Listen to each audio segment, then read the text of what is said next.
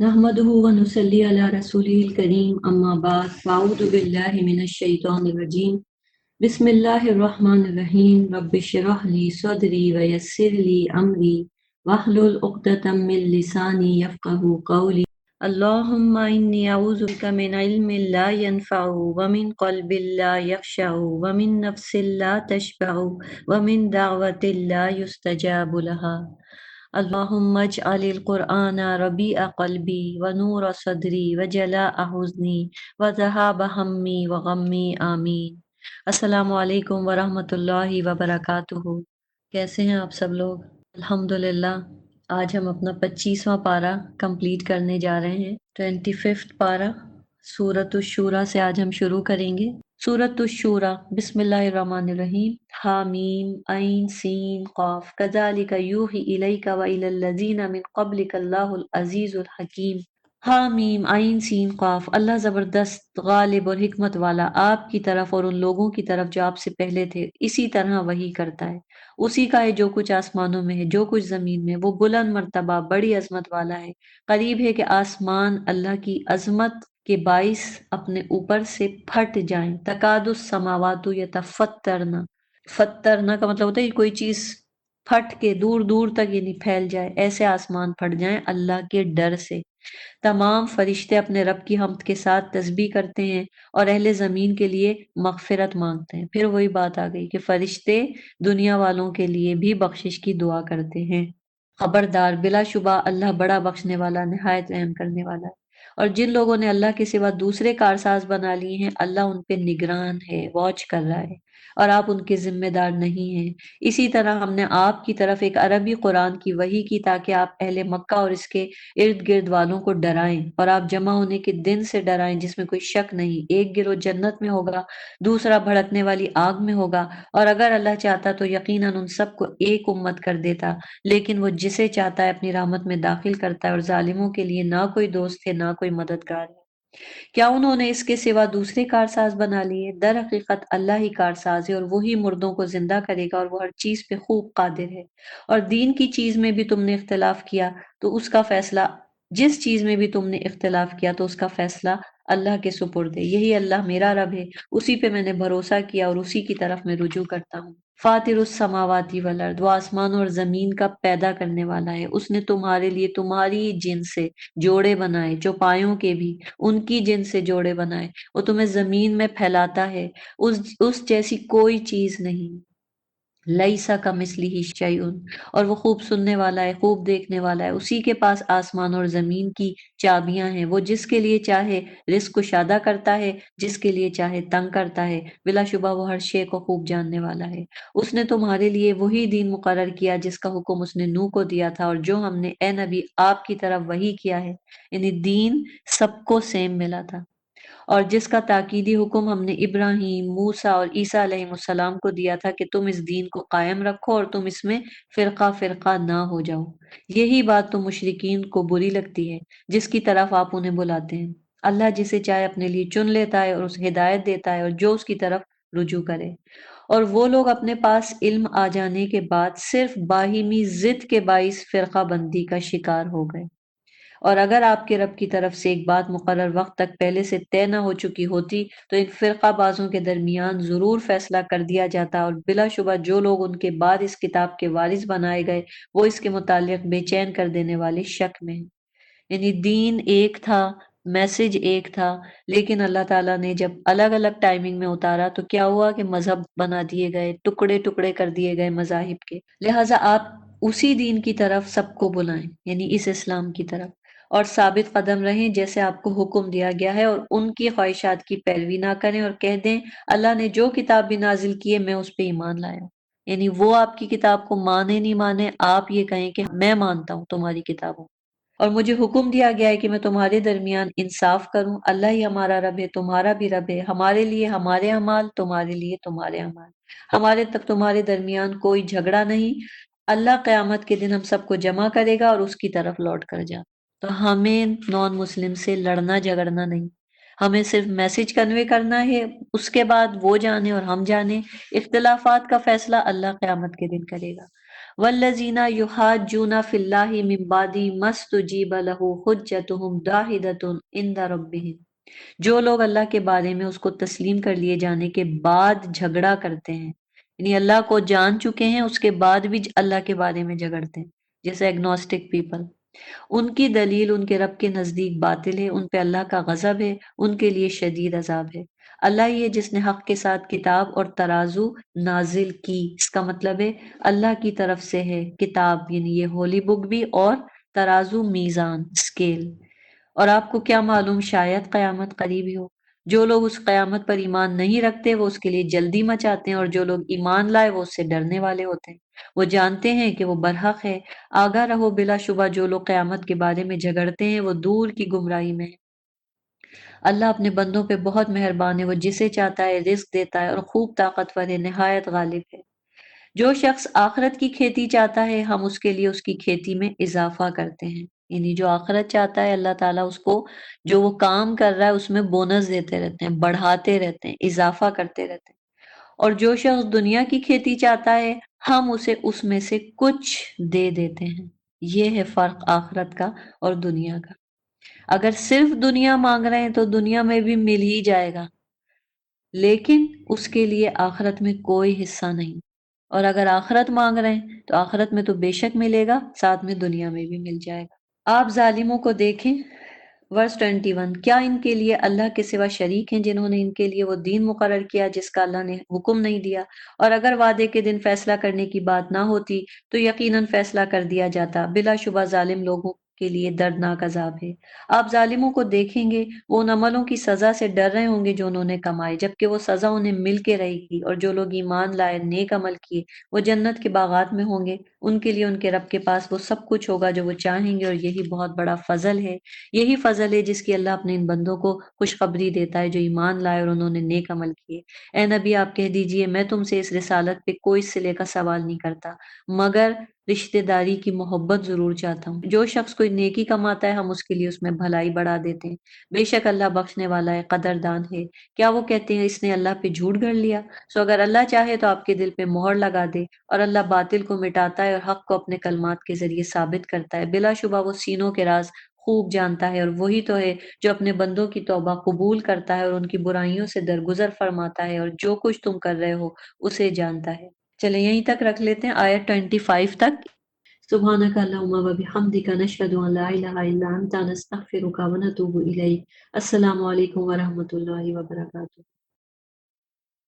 ہم اس وقت حوامیم پڑھ رہے ہیں، جو بھی صورتیں ہیں حامیم سے جو شروع ہوتی ہیں حوامیم ہیں، اور آپ نوٹ کر رہے ہوں گے کہ اب جیسے جیسے قرآن کا اینڈ ہوگا، یعنی ہم قرآن کی اینڈ کی طرف آئیں گے صورتوں کے، ایسے ایسے آخرت، توحید، عقیدہ آخرت سے متعلق اسپیشلی آیات بڑھتی چلی جائیں گی۔ مکی صورتیں ہی زیادہ آئیں گی، کچھ بیچ میں مدنی صورتیں، لیکن آخرت کے بارے میں، عذاب کی آیتوں کے بارے میں، وارننگز، وعیدیں، عذاب یافتہ قومیں، بار بار یہ ذکر آئے گا تاکہ ہم ڈر جائیں، ہم ہل جائیں، ہم خوف کر جائیں، ہمیں پتہ چل جائے کہ آگے کیا ہونے والا ہے، اور ہم ابھی سے تیاری کر لیں اور اس برے انجام سے بچ جائیں۔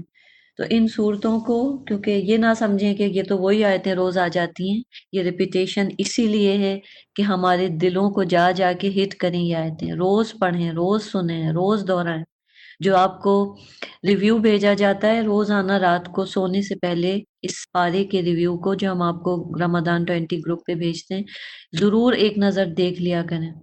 یہ نہ ہو کہ ہم ابھی پڑھیں، ابھی ہمارے آنسو نکلیں، ہم روئیں، دعا کریں، اور پھر اس کے بعد جیسے ہی کلاس ختم ہو کچن میں چلے گئے، افطار بنا لی، کاموں میں بزی ہو گئے اور سب کچھ بھول گئے۔ اسی لیے ہم ڈیلی وہ ریویو آپ کو بھیجتے ہیں۔ چلیں شروع کرتے ہیں۔ اعوذ باللہ من الشیطان الرجیم۔ ورس 25 کو میں دوبارہ سے پڑھ لیتی ہوں جہاں ہم نے کل ختم کیا تھا۔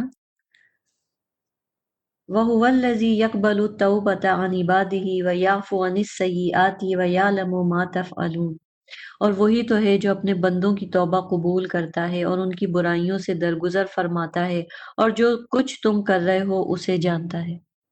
تو پہلے اللہ تعالیٰ نے یہ چیز، اس بات کا یقین دلا دیا کہ اللہ توبہ قبول کرتے ہیں، اور بہت سارے لوگوں کی توبہ قبول کرنے کے بعد بڑے بڑے گناہوں کو بھی اگنور کر دیتے ہیں، معاف کر دیتے ہیں، درگزر کر دیتے ہیں، ڈھانپ دیتے ہیں۔ لیکن کنڈیشن کیا ہے؟ کہ توبہ کیا ہو؟ سچی ہو۔ اور توبہ کی کنڈیشنز آپ کو میں نے پہلے بھی بتائی تھی کہ سب سے پہلے اپنے دل میں شرمندگی ہو، ندامت ہو، اور اس کے بعد پھر انسان اس کام کو فوراً چھوڑ دے جس پہ اس کو ندامت ہو رہی ہے۔ تیسرا، یہ عہد کرے کہ آئندہ میں یہ کام کبھی نہیں کروں گی، اور اگر اللہ کے ساتھ نہیں دنیا والوں کے ساتھ کچھ غلط کیا ہے تو پھر جا کے اس سے معافی مانگے۔ تو ندامت شرط ہے، کنڈیشن ہے، تب اللہ تعالیٰ ایسی توبہ قبول کرتے ہیں کہ انسان کے بڑے بڑے گناہ معاف کر دیتے ہیں۔ پھر آگے 26 میں اللہ کہتا ہے وَيَسْتَجِيبُ الَّذِينَ آمَنُوا، وہ ان لوگوں کی دعا قبول کرتا ہے جو ایمان لائے، وَعَمِلُوا الصَّالِحَاتِ، اور انہوں نے نیک عمل کیے، وَيَزِيدُهُم مِّن فَضْلِهِ، اور وہ انہیں اپنے فضل سے زیادہ دیتا ہے، اور کافروں کے لیے شدید عذاب ہے۔ تو اب یہاں سے اس آیت کو پڑھ کے کوئی اللہ پہ یہ جھوٹ نہیں باندھ سکتا کہ اللہ دعائیں نہیں سنتا، اللہ دعائیں قبول نہیں کرتا۔ ایسا نہیں ہو سکتا، یہ جھوٹ باندھنے میں آئے گی یہ بات کہ اللہ میری سنتا ہی نہیں ہے، میں نے تو کتنے وظیفے پڑھ لیے، اللہ کیوں نہیں سنتا۔ ایسے جملے کبھی زبان سے نہیں نکالیں کہ اللہ نہیں سنتا۔ اللہ السمیع العلیم ہے، وہ سب کچھ سنتا ہے، ہمارے دلوں کے اندر جو دعا بھی زبان پہ بھی نہیں آئی ہوتی وہ بھی جان لیتا ہے۔ تو یہاں پہ اللہ کہہ رہا ہے کہ وہ دعا قبول کرتا ہے، تو آپ کے لیے امید ہے کہ اللہ ہماری دعائیں سنتا ہے اور قبول کرتا ہے، لیکن اس کی شرط کیا ہے قبولیت کی؟ کہ ایمان لاؤ اور نیک عمل کرو۔ تو ایمان لانے کے بعد کیا ہوتا ہے؟ اللہ تعالیٰ آپ کی دعائیں سنتے ہیں، قبول کرتے ہیں، اور نیک عمل کیا کرتے ہیں؟ قبولیت کے درجے کو بڑھاتے ہیں، اور پھر اللہ تعالیٰ قبول کر کے وہ بھی دے دیتے ہیں جو آپ نے نہیں مانگا ہوتا۔ اسے کہتے ہیں اللہ کا فضل، باؤنٹی آف اللہ۔ جو مانگا تھا وہ بھی دے دیا، جو نہیں مانگا تھا ساتھ میں وہ بھی دے دیا، بونس بنا کے ایکسٹرا۔ تو یہ ہے فضل۔ کنڈیشن پہ غور کرنا ہے، کیونکہ بعض لوگوں کے اعمال ایسے ہوتے ہیں جن کے لیے پھر یہ بات سچ ہے کہ پھر ان کی دعا قبول نہیں ہوتی۔ اور یہ بات ہم اس حدیث کو دیکھ لیتے ہیں، صحیح مسلم کی حدیث ہے۔ آپ صلی اللہ علیہ وسلم نے فرمایا ایک شخص دور سے آتا ہے، بہت پریشان حال ہوتا ہے، پراگندہ بال ہیں، یعنی اس کی اپیرنس سے پتہ چل رہا ہوتا ہے کہ بڑا ہی دور سے آیا ہے، پریشان۔ اور اگر وہ کعبے کا غلاف پکڑ کے کہتا ہے یا رب یا رب میری دعا قبول فرما، مگر اس کی دعا کیسے قبول ہو سکتی ہے جبکہ اس کا کھانا حرام، پینا حرام، گوشت پوست بھی حرام کمائی سے بنا ہو۔ کتنی خطرناک ہے یہ حدیث۔ وہ سارے لوگ اپنی اپنی ارننگز چیک کریں جو جاب کرتے ہیں، جو بزنس کرتے ہیں، اور جو بھی، چاہے ہمارے ہسبینڈز ہوں چاہے ہم خواتین ہوں، سب چیک کریں کہ اگر ہماری ارننگ میں، کمائی میں حرام کی کمائی شامل ہے تو پھر دعا قبول نہیں ہوتی۔ کیونکہ اس حدیث سے یہ بات پتہ چل رہی ہے، ہم سمجھتے ہیں دعا نہیں قبول ہو رہی، چلو عمرے پہ چلتے ہیں، عمرے پہ جا کے وہاں پہ دعا کریں گے تو اللہ قبول کرے گا۔ نبی صلی اللہ علیہ وسلم کہنے وہ کعبے کا غلاف پکڑ کے دعا کرتا ہے یا ربی یا ربی۔ ہمیں کتنا شوق ہے کہ ہم کعبے کے اتنے نزدیک پہنچ جائیں، ہمیں حتیم میں جگہ مل جائے، ہم غلاف پکڑ لیں، ہم وہاں پہ کھڑے ہو کے دعا کر لیں، لیکن اس کے باوجود اس شخص کی دعا قبول نہیں ہوتی جس کی کمائی میں حرام شامل ہو، جس کا کھانا حرام، پینا حرام، جو پہنا ہوا ہے وہ حرام۔ تو اس چیز کا خیال رکھنا ہے۔ 27، اور اگر اللہ اپنے تمام بندوں کے لیے رزق فراخ کر دیتا تو وہ زمین میں سرکشی کرتے۔ اب اوپر حرام کی بات آئی تو آگے اللہ نے بتا دیا کہ اگر اللہ تعالیٰ سب کو بہت زیادہ رزق دے دیتا تو پھر دنیا میں کیا ہوتا؟ ہم سمجھتے ہیں دنیا بڑی سکون سے ہوتی، کوئی غریب ہی نہیں ہوتا، سب اپنے گھروں میں مزے کر رہے ہوتے، لیکن اللہ جانتا ہے کہ آگے کیا ہوتا۔ اللہ کہتا ہے اس زمین میں سرکشی ہو جاتی، سارے کے سارے تکبر کرنے بیٹھ جاتے، سب ایک دوسرے کے اوپر کہتے کہ میں تمہاری کیوں سنوں، تم کیا سمجھتے ہو، تمہارے پاس اتنا پیسہ ہے میرے پاس بھی ہے، تمہارے پاس اتنا بڑا گھر ہے میرے پاس بھی ہے، پھر سروس کون دیتا، خدمت کون کرتا، کام کون کرتا، سارے کے سارے تو بادشاہ بن کے بیٹھ جاتے اور ایک دوسرے سے لڑتے رہتے۔ تو اللہ نے کہا کہ وہ اس اندازے سے رزق نازل کرتا ہے جتنا چاہتا ہے، یعنی اللہ کو یہ ایکوریٹلی پتا ہے کہ کتنا رزق کس انسان کو کتنا دینا ہے۔ ہم کہتے ہیں نا اے اللہ تو نے مجھے کیوں غریب بنایا، مجھے کیوں رزق کم دیا، باقیوں کو تو چھپر پھاڑ کے دیتا ہے۔ تو اللہ تعالیٰ کو پتا ہے کہ کس کے اوپر رزق کی تنگی کرنی ہے، کس کے اوپر کشادگی کرنی ہے۔ کیوں؟ کیونکہ اگر جس پہ رزق کی تنگی کر رکھی ہے، اگر اس کو اللہ رزق زیادہ دے دے تو وہ اللہ کو ہی بھول جائے۔ یہ بھی آتا ہے روایتوں میں۔ بلا شبہ وہ اپنے بندوں سے خوب باخبر ہے، انہیں خوب دیکھنے والا ہے۔ وہی ہے جو لوگوں کے نا امید ہو جانے کے بعد بارش نازل کرتا ہے اور وہ اپنی رحمت عام کر دیتا ہے، اور وہی کارساز تعریف کے لائق ہے۔ ساری آیتیں اتنی ویل کنیکٹڈ ہیں کہ اگر آپ قرآن کو سمجھ کے پڑھیں تو دیکھیں اللہ تعالیٰ نے سب سے پہلے کہا امید دلائی کہ میں توبہ قبول کرتا ہوں، اس کے بعد اگلی آیت میں امید دلائی میں دعائیں قبول کرتا ہوں، لیکن کنڈیشن ہے۔ توبہ کی کنڈیشن ہے نادم ہو جاؤ، دعا قبول ہونے کی کنڈیشن ہے نیک عمل اور ایمان۔ پھر تیسری آیت میں اللہ نے کہا کسی کو رزق زیادہ دیتا ہوں، کسی کو کم۔ اب جس کے پاس کم ہے وہ شکوہ کرتا ہے، تو اللہ تعالیٰ نے اگلی آیت میں یہ بات کہہ دی کہ بہت سے لوگ نا امید ہو جاتے ہیں، مایوس ہو جاتے ہیں، بارش ان کی نا امیدی کے بعد میں نازل کرتا ہوں اور اپنی رحمت عام کر دیتا ہوں۔ تو ضروری نہیں ہے کہ اگر اللہ نے کسی کا رزق تنگ کر دیا تو اس پہ رزق کی بارش نہیں ہوگی، رزق کی بارش بعد میں بھی ہو سکتی ہے۔ اور اسی کی نشانیوں میں سے ہے آسمانوں اور زمین کا پیدا کرنا اور جاندار جو اس نے ان دونوں میں پھیلا رکھے ہیں، اور وہ جب بھی چاہے ان کے جمع کرنے پہ قادر ہے۔ اور تمہیں جو بھی مصیبت پہنچتی ہے تو وہ تمہارے اپنے کرتوتوں کی وجہ سے پہنچتی ہے، اور بہت سی باتوں سے تو وہ درگزر ہی فرماتا ہے۔ تو اب یہ مت کہیں کہ اللہ نے کیوں ایسا کرا، مجھے ہی کیوں اس لسٹ میں شامل کیا جن پہ رزق کم ہے۔ تو اللہ تعالیٰ یہ کہہ رہے ہیں کہ تمہیں اگر کوئی مصیبت پہنچی ہے، جو دنیا میں تمہیں مصیبت لگ رہی ہے، تو وہ تمہارے اپنے کرتوتوں کی وجہ سے پہنچی ہے، اور تمہارے بہت سے کام تو ایسے ہیں جن پہ اللہ نے ابھی تمہیں پکڑا ہی نہیں ہے، وہ تو اللہ نے تمہیں بغیر بتائے ہی معاف کر دیے، اگنور کر دیے۔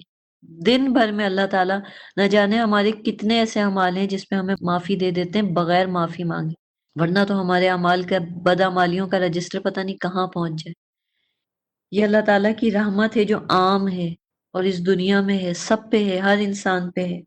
وہ اگنور کرتا رہتا ہے، معاف کرتا رہتا ہے، اور تم اسے زمین میں عاجز کرنے والے نہیں ہو، اور تمہارے لیے اللہ کے سوا نہ کوئی کارساز ہے اور نہ کوئی مددگار ہے۔ وَمِنْ آیَاتِهِ الْجَوَارِ فِي الْبَحْرِ كَالْأَعْلَامِ، اور اس کی نشانیوں میں سے ہے سمندر میں چلنے والے پہاڑوں جیسے جہاز اور کشتیاں۔ اگر وہ چاہے تو ہوا کو روک لے، پھر وہ جہاز سمندر کی سطح پر کھڑے ہو رہ جائیں۔ بلا شبہ اس میں ہر صابر اور شاکر کے لیے عظیم نشانیاں ہیں۔ ہم تو ان نشانیوں کو کبھی ایسے دیکھتے ہی نہیں کہ ان کا بھی کوئی دین سے، اسلام سے کوئی تعلق ہے۔ یہ بھی اللہ تعالیٰ سے ریلیٹڈ ہے کہ ایک چھوٹی سی چیز، ایک پتھر پانی میں ڈالیں ڈوب جاتا ہے، اور ایک اتنا بڑا لوہے کا، آئرن کا بنا ہوا شپ سمندر کے اوپر سرفیس پہ کھڑا رہتا ہے۔ لیکن یہ نشانیاں ہیں، جب ہم ان پہ غور کرتے ہیں تو سمجھ میں آتا ہے کہ وہ کیوں ہوتا ہے ایسا۔ ایک خاص شیپ دینے کی وجہ سے ایسی ڈینسٹی ہو جاتی ہے اس چیز کی کہ پانی جو ہے وہ اس کو سرفیس کے اوپر کی طرف اچھالتا ہے، اور وہ چیز اس پہ تیرتی رہتی ہے اور ڈوبتی نہیں۔ تو جو غور کرتے ہیں پھر وہ کیا بن جاتے ہیں؟ اللہ نے کہا ورس 33 میں صبار اور شکور۔ صبار فعال کے وزن پہ، بہت زیادہ صبر کرنے والا۔ پھر پیچھے سے ریلیٹ کریں گے، اللہ ان کو رزق نہیں دیتا، ان پہ تنگی کرتا ہے، ان پہ مصیبتیں آتی ہیں، انہیں پتا ہوتا ہے ان کی اپنی غلطیوں کی وجہ سے ہی آئی ہیں، لیکن وہ صبر کر لیتے ہیں۔ صبار اور شکور فعول کے وزن پہ ہے، یعنی اللہ تعالیٰ جب ان کی مصیبتیں ہٹا دیتا ہے، ان کو نعمتیں دے دیتا ہے، رزق کشادہ کر دیتا ہے، تو پھر وہ کیا کرتے ہیں؟ شکر کرنے والے بن جاتے ہیں۔ لیکن اس کے لیے کیا ہے؟ نشانیوں پہ غور کرنا۔ یا وہ چاہے تو انہیں ان کے کرتوتوں کی وجہ سے تباہ کر دے، چاہے تو بہت سو سے درگزر کرے، تاکہ وہ لوگ جان لیں جو ہماری آیات میں جھگڑتے ہیں کہ ان کے بھاگنے کی کوئی جگہ نہیں۔ آیات میں جھگڑتے ہیں، وہ جان لیں کہ ان کے بھاگنے کی کوئی جگہ نہیں۔ ابھی ہم دیکھ رہے ہیں کہ ہم آیات کو کتنی ویل ریلیٹڈ ہیں، کتنی اچھی طرح اللہ نے ہمیں باتیں سمجھائی ہیں، اس کے باوجود لوگ بیٹھ کے انہی آیتوں میں جھگڑے پیدا کرتے ہیں اور کہتے ہیں یہ دیکھو یہ کیسا اللہ کا انصاف ہے۔ ایک آیت میں اللہ کہتا ہے کہ میں ذرہ برابر ظلم نہیں کروں گا، اور دوسری آیت میں اللہ کہتا ہے میں کسی کو بہت زیادہ دیتا ہوں رزق اور کسی پہ تنگ کر دیتا ہوں۔ تو کیا یہ ظلم نہیں ہے؟ یعنی کہ جن لوگوں کو ٹیڑھا پن تلاش کرنا ہوتا ہے وہ قرآن میں ایسی جھگڑے کھڑی کرنے والی باتیں کرتے ہیں۔ اور یہ کون کرتے ہیں؟ دو طرح کی کلاسز ہیں آج ہمارے درمیان۔ ایک تو وہ بیچارے جو لوگ ہیں جنہوں نے کبھی قرآن کو پڑھا ہی نہیں، سمجھا ہی نہیں، تو وہ جہالت میں بدعتیں کر رہے ہیں، جو ان کو جو کہہ رہا ہے وہ کر رہے ہیں، ایک وہ طبقہ ہے۔ اور دوسرا طبقہ وہ ہے جس نے تھوڑا سا پڑھا یا بالکل نہیں پڑھا، اور بس اس کے بعد انہوں نے دین کو مینپولیٹ کرنا شروع کر دیا، اپنے اپنے حساب سے، ہر موقع کے حساب سے آیتوں کو لے لیتے ہیں۔ من مانے مطلب، جیسے بائبل میں چینجز جب آئی تھی جب ہیبرو کو ٹرانسلیٹ کیا گیا تھا.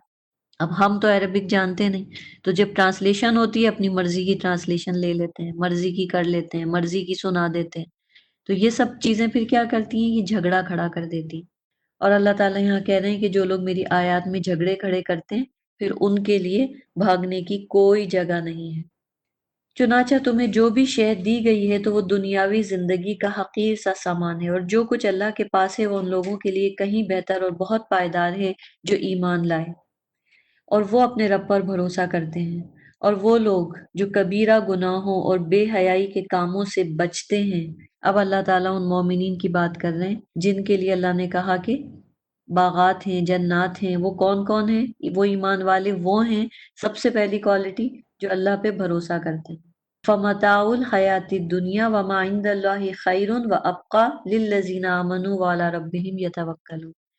جگہ جگہ ایسے انسانوں کی کوالٹیز اللہ نے قرآن میں مختلف صورتوں میں ڈیفائن کی ہیں. سب سے پہلی چیز کہ وہ رب پہ بھروسہ کرتے ہیں. اس سے پتہ چلتا ہے کہ ان کی پرسنالٹی بہت اسٹرانگ ہوتی ہے. وہ اپنے رب کے اوپر توکل کر کے، ٹرسٹ کر کے ہر مشکل کا سامنا کر لیتے ہیں، چاہے رزق کی تنگی ہو، چاہے بیماری ہو، چاہے کوئی آفت کا سامنا ہو، لیکن ان کا ایمان کمزور نہیں ہوتا. وہ اپنے رب پہ بھروسہ کر کے معاملہ آگے چلاتے ہیں.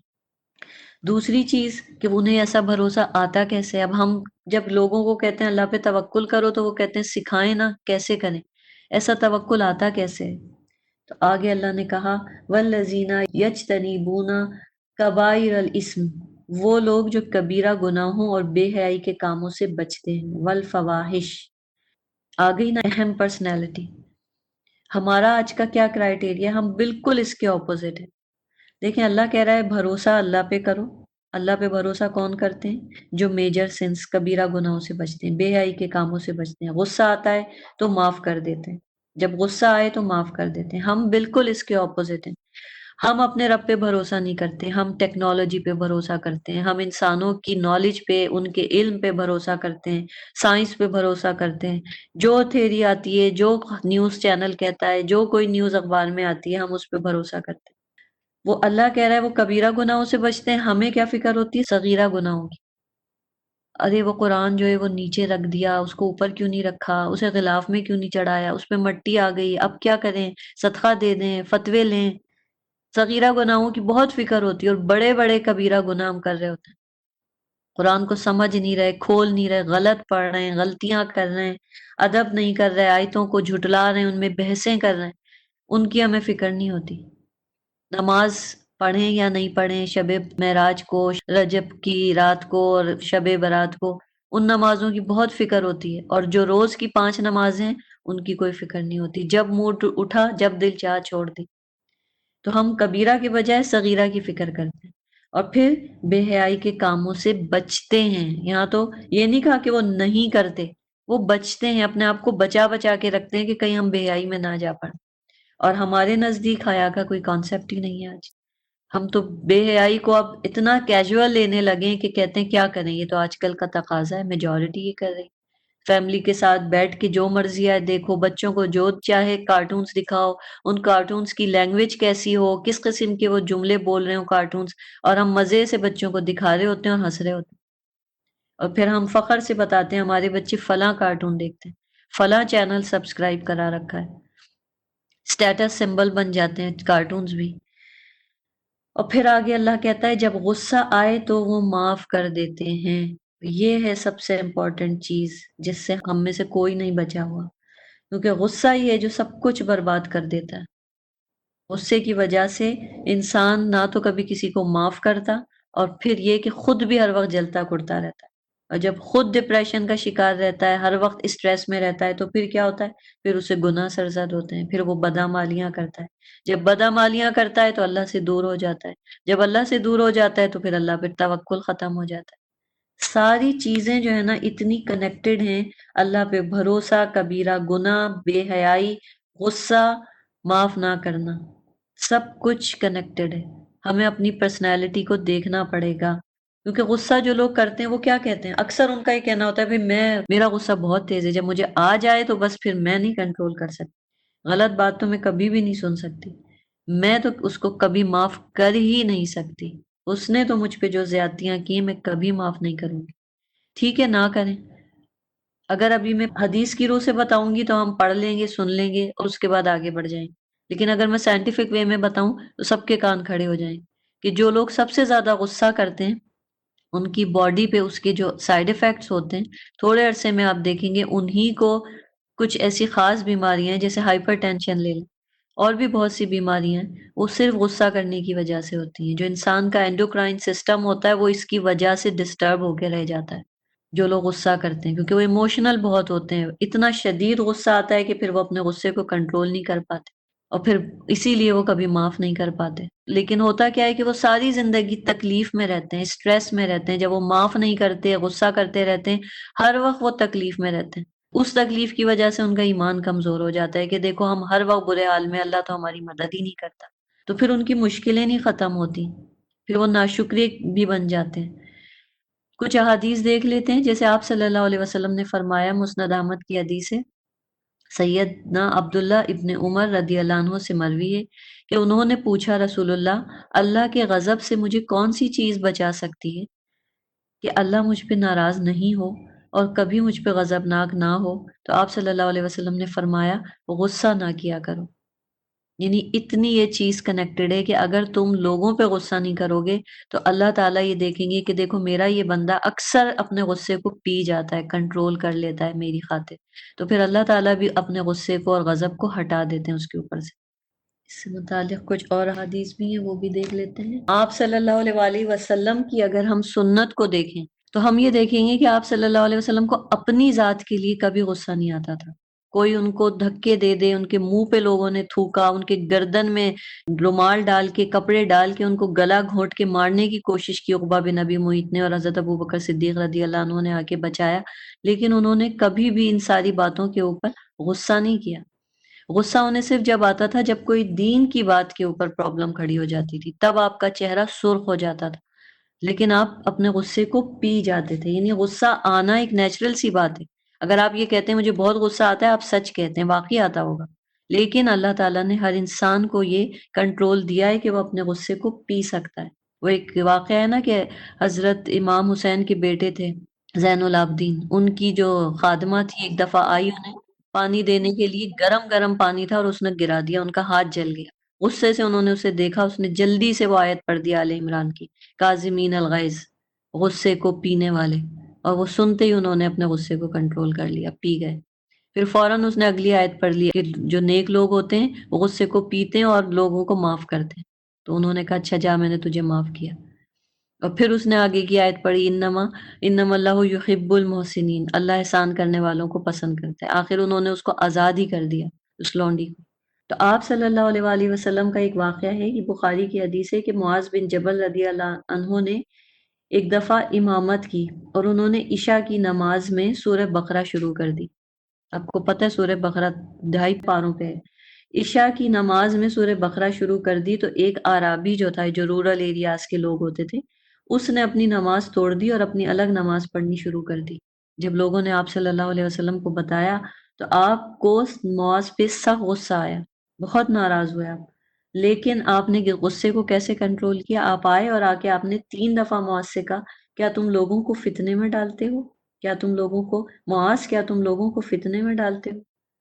یعنی ہر انسان کے لیے پاسبل نہیں ہوتا نا، دن بھر کے لوگ کام کاج کر کے آئے ہیں، کوئی چاہتا ہے کہ ہم لمبی نماز پڑھیں، کسی کے لیے مشکل ہوتا ہے. تو ہمیشہ جو لوگ کمزور ہیں ان کی طرف دیکھنا ہوتا ہے. تو آپ صلی اللہ علیہ وسلم کو بھی غصہ آیا، لیکن آپ نے غصے کو کنٹرول کیا اور لوگوں کو معاف کیا. اور وہ لوگ جنہوں نے اپنے رب کا حکم مانا اور نماز قائم کی اور ان کا ہر کام باہمی مشورے سے ہوتا ہے، یہ ہیں مزید کوالٹیز ان نیک لوگوں کی. اگلی آیت 38 بتا رہی ہے کہ وہ لوگ اپنے رب کا حکم مانتے ہیں، نماز قائم کرتے ہیں اور آپس میں کنسلٹیشن کرتے ہیں، شورا کرتے ہیں. مجلس شورا، ایک میٹنگ بٹھائی جاتی ہے نا جس کو ہم بولتے ہیں مجلس شورا، کنسلٹیشن میٹنگ. پیچھے بھی آپ نے دیکھا جب ہم نے پڑھا سورہ نمل میں کہ ملکہ سبا نے، جو کوئین آف شیبہ تھی، اس نے کیسے کنسلٹیشن کی تھی اپنے سارے درباریوں کے ساتھ، محل میں سارے لوگوں سے. پھر اس کے بعد فائنل ڈیسیشن اس نے خود لیا. لیکن کنسلٹیشن سے کیا ہوتا ہے کہ جو ٹیم ہوتی ہے اس کا ٹرسٹ ڈیولپ ہو جاتا ہے اپنے لیڈر کے اوپر. اور مشورہ کس طرح کرنا چاہیے؟ ہمیشہ اس شخص سے مشورہ کریں جو مشورہ دینے کے لائق ہو، سمجھدار ہو، سنسیئر ہو. جیسے خواب کے لیے تھا کہ خواب میں بھی آپ اسی سے مشورہ کریں، اسی کو سنائیں جو سمجھدار ہو. تو یہاں پہ مشورے کے لیے بھی یہی کہا جا رہا ہے. بہت سے لوگوں کو عادت ہوتی ہے کہ ہر ایک سے مشورہ کرتے ہیں، تو یہ غلط بات ہے. مشورہ آپ صرف سمجھدار سے کریں، اور جب آپ مشورہ کریں تو پھر عمل بھی کریں. بہت سے لوگوں کو مشورہ کرنے کی بہت زیادہ عادت ہوتی ہے، لیکن وہ کبھی کسی کے مشورے پہ عمل نہیں کرتے، بس صرف اوپینینز جمع کرتے رہتے ہیں. تو وہ چیز بھی غلط ہے. سمجھدار شخص سے مشورہ کریں، عمل کریں، اور اگر آپ لیڈر کے رول میں ہیں تو پھر مشورہ کرنے کے بعد فائنل ڈیسیشن لیں. اور آگے اللہ کہتا ہے اور ہم نے انہیں جو کچھ دیا ہے وہ اس میں سے خرچ کرتے ہیں، اور وہ لوگ جب ان پر ظلم اور زیادتی ہو تو وہ بس بدلہ لیتے ہیں. 39 والذین اذا اصابہم البغی هم ینتصرون. تو یعنی ہمارے مذہب میں کرسچینٹی کی طرح یہ نہیں ہے کہ ہم ایک مارے تو دوسرا گال آگے کریں کہ لاؤ دوبارہ مار دو. اسلام اس چیز کی اجازت دیتا ہے کہ اگر ظلم اور زیادتی بہت زیادہ ہو رہی ہے تو پھر آپ ایکشن لے سکتے ہیں، آپ کا ایک ایکشن پلان بن سکتا ہے، جائز ہے. لیکن اب بچے یہ نہ کہیں کہ ہمارے ماں باپ جو ہے وہ ہمیں تنگ کرتے ہیں، اب اس آیت میں لکھا ہے تو اب ہم بھی اپنے ماں باپ سے ویسے ہی بدلہ لیں گے جیسے انہوں نے ہمیں اجازت نہیں دی تھی فلاں کام کی، اب جب وہ بوڑھے ہوں گے ہم بھی انہیں اجازت نہیں دیں. تو یہ ہے غلط استعمال آیتوں کا. اللہ تعالیٰ یہاں پہ کن کی بات کر رہے ہیں؟ مومنین کی بات کر رہے ہیں. کانٹیکسٹ کو دیکھ کے آیتوں کو سمجھنا پڑتا ہے. یہاں کہا جا رہا ہے جن پہ ظلم اور زیادتی ہو. تو ظلم اور زیادتی سوسائٹی میں ہوتی ہے، کسی آفس میں ہوتی ہے، حکمرانوں کے ساتھ ہوتی ہے، گھروں میں سیاست چلتی ہے، گھروں کی پالیٹکس میں ہوتی ہے. تو اس جگہ پہ یہ کہا گیا کہ جتنی تم پہ زیادتی کی جائے بس اتنا بدلہ تم لے لو، لیکن اگر تم نے اس میں خود زیادتی کر دی تو غلط ہے. برائی کا بدلہ ویسی ہی برائی ہے، پھر جو معاف کر دے، صلح کر لے تو اس کا اجر اللہ کے ذمہ ہے. تو دو آپشنز ہیں، یہ یا تو آپ یہ کریں کہ جتنا آپ پہ ظلم ہوا ہے آپ اتنا بدلہ لے سکتے ہیں، ایک نمبر ون آپشن جائز ہے. نمبر ٹو یہ ہے کہ جتنا آپ پہ ظلم ہوا بھی نہیں آپ اس سے بڑھ کے اس پہ ظلم کر دیں تو پھر آپ کا شمار ظالموں میں ہوگا، نمبر ٹو. اور نمبر تھری کیا ہے کہ آپ معاف کر دیں. نمبر تھری میں آپ کو شیطان کہے گا کہ تم تو نقصان میں رہے، لیکن نہیں، نمبر تھری میں اللہ تعالیٰ نے خود لے لیا ذمہ اس شخص کا. جیسے کل میں نے آپ کو وہ حدیث بتائی تھی نا کہ اللہ تعالیٰ انسانوں میں سے بعض کا ذمہ لے لیں گے کہ ان کے اجر کا ذمہ میں نے لے لیا، قیامت کے دن میں ان کا اجر دوں گا. جو لوگ اللہ کی خاطر کسی کو معاف کریں گے تو قیامت کے دن جب سب لوگ جھکے ہوں گے اللہ کے سامنے، اللہ کہے گا چلو کھڑے ہو جاؤ جن کے اوپر میرا ذمہ ہے. تو جب وہ کھڑے ہوں گے تو اللہ کہے گا جاؤ بغیر حساب کتاب کے چلے جاؤ، کیونکہ تم نے میرے لیے دنیا میں لوگوں کو معاف کر دیا تھا. تو یہ اللہ کے ذمے چلا جاتا ہے اجر اگر آپ کسی کو معاف کر دیتے ہیں تو. بلا شبہ اللہ ظالموں کو پسند نہیں کرتا. حضرت عمر بن عبدالعزیز رحمۃ اللہ علیہ خلیفہ گزرے ہیں، بہت مشہور خلیفہ ہیں، خلفائے راشدین کے بعد کا ان کا زمانہ ہے. اور جب یہ آئے تھے تو اس زمانے میں بھی مسلمانوں میں پھوٹ پڑنی شروع ہو گئی تھی، لیکن انہوں نے بہت اچھے طریقے سے حکومت چلائی تھی. لیکن ہمیشہ سے آپ نے دیکھا ہوگا کہ مسلمانوں میں غدار جو ٹریٹرز ہوتے ہیں نا وہ شروع سے رہے، انہوں نے ہی ہمیشہ نقصان پہنچایا اسلام کو بھی اور حکومتوں کو بھی اور خلافتوں کو. تو حضرت عمر بن عبدالعزیز کو زہر دلوایا گیا، اپنے ہی ان کے خاندان کے لوگوں نے دلوایا، ان کے غلام سے کھانے میں زہر ملا دیا. انہوں نے وہ کھانا کھا لیا. کھانے کے بعد ان کی جب طبیعت خراب ہوئی، پھر جب طبیب آئے، حکیم آئے، چیک کیا تو انہوں نے بتا دیا کہ جسم میں زہر داخل ہو چکا ہے، آپ کو کھانے میں زہر دیا گیا ہے.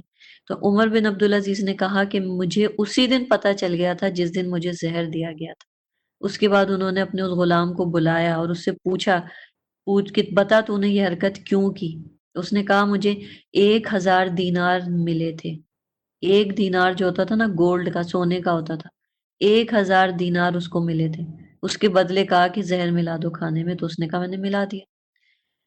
اس وقت جب کہ وہ اپنی موت سامنے دیکھ رہے ہیں، عمر بن عبدالعزیز نے اس سے کہا کہ وہ 1000 دینار واپس لا کے دو. اس نے لا کے دیے، انہوں نے حکومت کے بیت المال میں جمع کرا دیے وہ 1000 دینار. اس کے بعد اس سے کہا کہ اب تو پہلی فرصت میں یہاں سے بھاگ جا، کیونکہ قوم کے لوگ اب تجھے چھوڑیں گے نہیں، تو میں تجھے چھوڑتا ہوں، پہلی فرصت میں یہاں سے نکل جا ورنہ لوگ تجھے مار ڈالیں. اور اسے معاف کر دیا اور بھگا دیا. یہ ساری چیزیں ہمیں ہسٹری میں ملتی ہیں، لیکن ہم آج یہ چیزیں پڑھتے ہیں تو پتہ چلیں گی، ہم اپنے بچوں کو سنائیں گے تو پتہ چلیں گی، دکھائیں گے تو پتہ چلیں گی.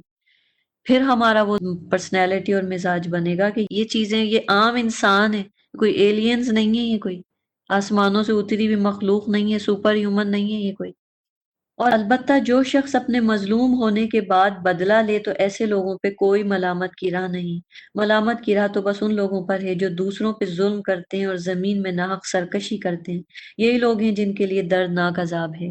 اور البتہ جو صبر کرے اور معاف کر دے تو بلا شبہ یہ ہمت کے کاموں میں سے ہے۔ ان ذالک لمن عزم الامور، اللہ تعالیٰ خود کہتے ہیں کہ میں مانتا ہوں میرے بندوں کہ یہ چیز بہت مشکل ہے جو تم کہتے ہو کہ کیسے معاف کر دیں۔ ابھی آپ دیکھیں گے، ابھی نیوزی لینڈ میں جو مسجد میں لوگوں کو شہید کیا گیا، مسلمانوں کو، اسی طرح امریکہ میں کینٹکی میں اور ڈفرینٹ جگہوں پہ شوٹنگ ہوئی ہے، ہوتی رہتی ہے۔ اس میں سے ایک عورت ہے اور اسی طرح کا ایک مرد ہے جس نے اپنی اولاد کے قاتل کو معاف کیا۔ اس نے کہا اس کی موت اسی طرح لکھی ہوئی تھی، ہماری اولاد ہم سے چلی گئی لیکن ہم اس کو معاف کر رہے ہیں۔ پوری دنیا کے سامنے سارے جو لوگ تھے، نان مسلمز تھے، انہوں نے اس چیز کے بعد پھر کہ اسلام کتنا پیسفل مذہب ہے اور کیسے اسلام میں ایسے مسلمان پیدا ہوتے ہیں جن کے دل اتنے بڑے ہوتے ہیں، یعنی مثال قائم کر دی ان لوگوں نے۔ آج کتنے نیوز چینلز ہیں جو وہ نیوز دکھا رہے ہیں کہ انہوں نے اپنے اولاد کے قاتلوں کو معاف کر دیا۔ اور ہم سے یہاں ہم عورتوں سے کوئی ہماری غیبت کر دے تو ہم کہتے ہیں اچھا اس نے میرے بارے میں یہ کہا تھا، اب تو میں اس کو کبھی معاف نہیں کروں، اب تو وہ 10 بھی سوری کرے تو میں اسے معاف نہ کروں۔ اور اللہ کہہ رہا ہے یہ بے شک ہمت کے کاموں میں سے ہے۔ وَمَن يُضْلِلِ اللَّهُ فَمَا لَهُ مِن وَلِيٍّ مِّن بَعْدِهِ وَتَرَى الظَّالِمِينَ لَمَّا رَأَوُا الْعَذَابَ يَقُولُونَ هَلْ إِلَىٰ مَرَدٍّ مِّن سَبِيلٍ، اور جسے اللہ گمراہ کر دے تو اللہ کے بعد اس کے لیے کوئی کارساز نہیں۔ اور آپ ظالموں کو دیکھیں گے کہ جب وہ عذاب دیکھیں گے تو کہیں گے کیا واپسی کا کوئی راستہ ہے، اور آپ انہیں دیکھیں گے کہ وہ جہنم پر پیش کیے جائیں گے تو ذلت کے مارے جھکے جا رہے ہوں گے۔ ذلت کے مارے یعنی ذلیل اور خوار ہوں گے وہ لوگ، وہاں پہ جا کے جھکے جا رہے ہوں گے، نظریں چرا چرا کر دیکھتے ہوں گے۔ یعنی آج جو دنیا کے متکبر ہیں وہ کیسے اکڑ کے چلتے ہیں نا، آنکھوں میں آنکھیں ڈال کے لوگوں کو دیکھتے ہیں، ان کی گردنیں اکڑی رہتی ہیں اپنے پیسے کے، دولت کی زوم پہ۔ لیکن وہاں پہ اللہ تعالیٰ کہہ رہا ہے سارا تکبر ختم ہو جائے گا، ان کا پوسچر اتنے رسوا ہوں گے کہ پتہ ہوگا ساری دنیا کے سامنے جب حساب کتاب ہوگا اتنے ذلیل ہو جائیں گے کہ ذلت کے مارے ایک تو جھک رہے ہوں گے اور پھر نظریں چرا چرا کے دیکھتے ہوں گے۔ اور جو لوگ ایمان لائے تھے وہ کہیں گے بے شک خسارہ پانے والے تو وہی لوگ ہیں جنہوں نے روز قیامت اپنے آپ کو اور اپنے گھر والوں کو خسارے میں ڈالا۔ آگاہ رہو بلا شبہ ظالم لوگ ہی دائمی عذاب میں ہوں گے۔ یعنی انہوں نے اپنے آپ کو بھی خسارے میں ڈالا اور اپنے گھر والوں کو بھی خسارے میں ڈالا۔ تو یہ چیز ہم ماؤں کے لیے بہت امپورٹنٹ ہے کہ اگر ہم غلط راستے پر ہیں، اگر ہم غلط کام کر رہے ہیں، اگر ہم نے قرآن نہیں پڑھا ہے تو پھر ہمارے بچے کیسے صحیح راستے پہ آئیں گے؟ ہم تو ان کو بھی لے ڈوبیں گے اپنے ساتھ۔ بہت ہی خطرناک بات ہے جس کے بارے میں ہم کبھی غور نہیں کرتے کہ ہمارا پڑھنا کتنا امپورٹنٹ ہے۔ گھر والوں کو ہم ہی ہیں جو چلاتے ہیں، ہمارے شوہروں کا کام گھر چلانا، پیسے فائنینشلی طور پر ہے، لیکن گھر کا ماحول ہم عورتیں بناتی۔ پھر اگر وہ منہ موڑیں تو اے نبی ہم نے آپ کو ان پر کوئی نگراں بنا کر نہیں بھیجا، آپ کے ذمے تو پہنچا دینا ہے۔ بلا شبہ جب ہم انسان کو اپنی رحمت کا مزہ چکھاتے ہیں تو وہ اس پر اترانے لگتا ہے، اور اگر انہیں ان کے کرتوتوں کی وجہ سے کوئی تکلیف پہنچے تو بلا شبہ انسان بہت ہی ناشکرا بن جاتا ہے۔ آسمانوں اور زمین کی بادشاہی اللہ ہی کے لیے ہے، وہ جو چاہے پیدا کرتا ہے، جسے چاہے صرف بیٹیاں عطا کرتا ہے، جسے چاہے صرف بیٹے عطا کرتا ہے، یا ان کو بیٹے بیٹیاں ملا کر دیتا ہے، اور جسے چاہے بے اولاد رکھتا ہے۔ بے شک وہ خوب جاننے والا، بہت قدرت والا ہے۔ اب دیکھ لیں اس آیت کو، ورس نمبر 50 ہے کہ اللہ تعالیٰ نے بتا دیا کہ یہ بھی اللہ کا فیصلہ ہے، یہ کوئی تمہارے اوپر ظلم نہیں ہے کہ ہم کہتے ہیں کہ اللہ تعالیٰ کیوں مجھے اولاد نہیں دی، باقیوں کو کسی کو اتنے اتنے بیٹے دے دیے، کسی کو اتنی بیٹے بیٹیاں دے دی، مجھے ایک بھی اولاد نہیں دی۔ تو یہ ساری باتیں ہمیں یہ بتا رہی ہیں کہ یہ اللہ کے فیصلے ہیں، اللہ تعالیٰ کو پتہ ہے کہ کیوں نہیں دی۔ کسی کو بیٹیاں دے دی تو وہ اس غم میں بیٹھا ہوا ہے کہ ہمارا کوئی وارث نہیں۔ اگر وارث نہیں ہے تو یہ سوچ لیں کہ ہمیں یہ سب پیچھے چھوڑ کے جانا ہے۔ وارث کے پاس مال ہی جائے گا نا، آپ کے اعمال تو نہیں جائیں گے۔ اپنے اعمال لے کے تو ہم قبر میں خود جائیں گے نا، ہمیں اپنے آگے والے اعمال کی فکر نہیں ہوتی، ہمیں یہ فکر ہوتی ہے جو اتنا مال جمع کر لیا ہے یہ پیچھے یہ کہاں جائے گا، یہ اگر وارث نہیں ہوئے یہ بیٹیوں کے دامادوں کے پاس چلا جائے گا، تو بس پھر اب وارث کے لیے دوڑ لگا دو، یا پھر جب اولاد نہیں ہے تو پھر حرام طریقوں کی طرف ہم مسلمان چلے جاتے ہیں۔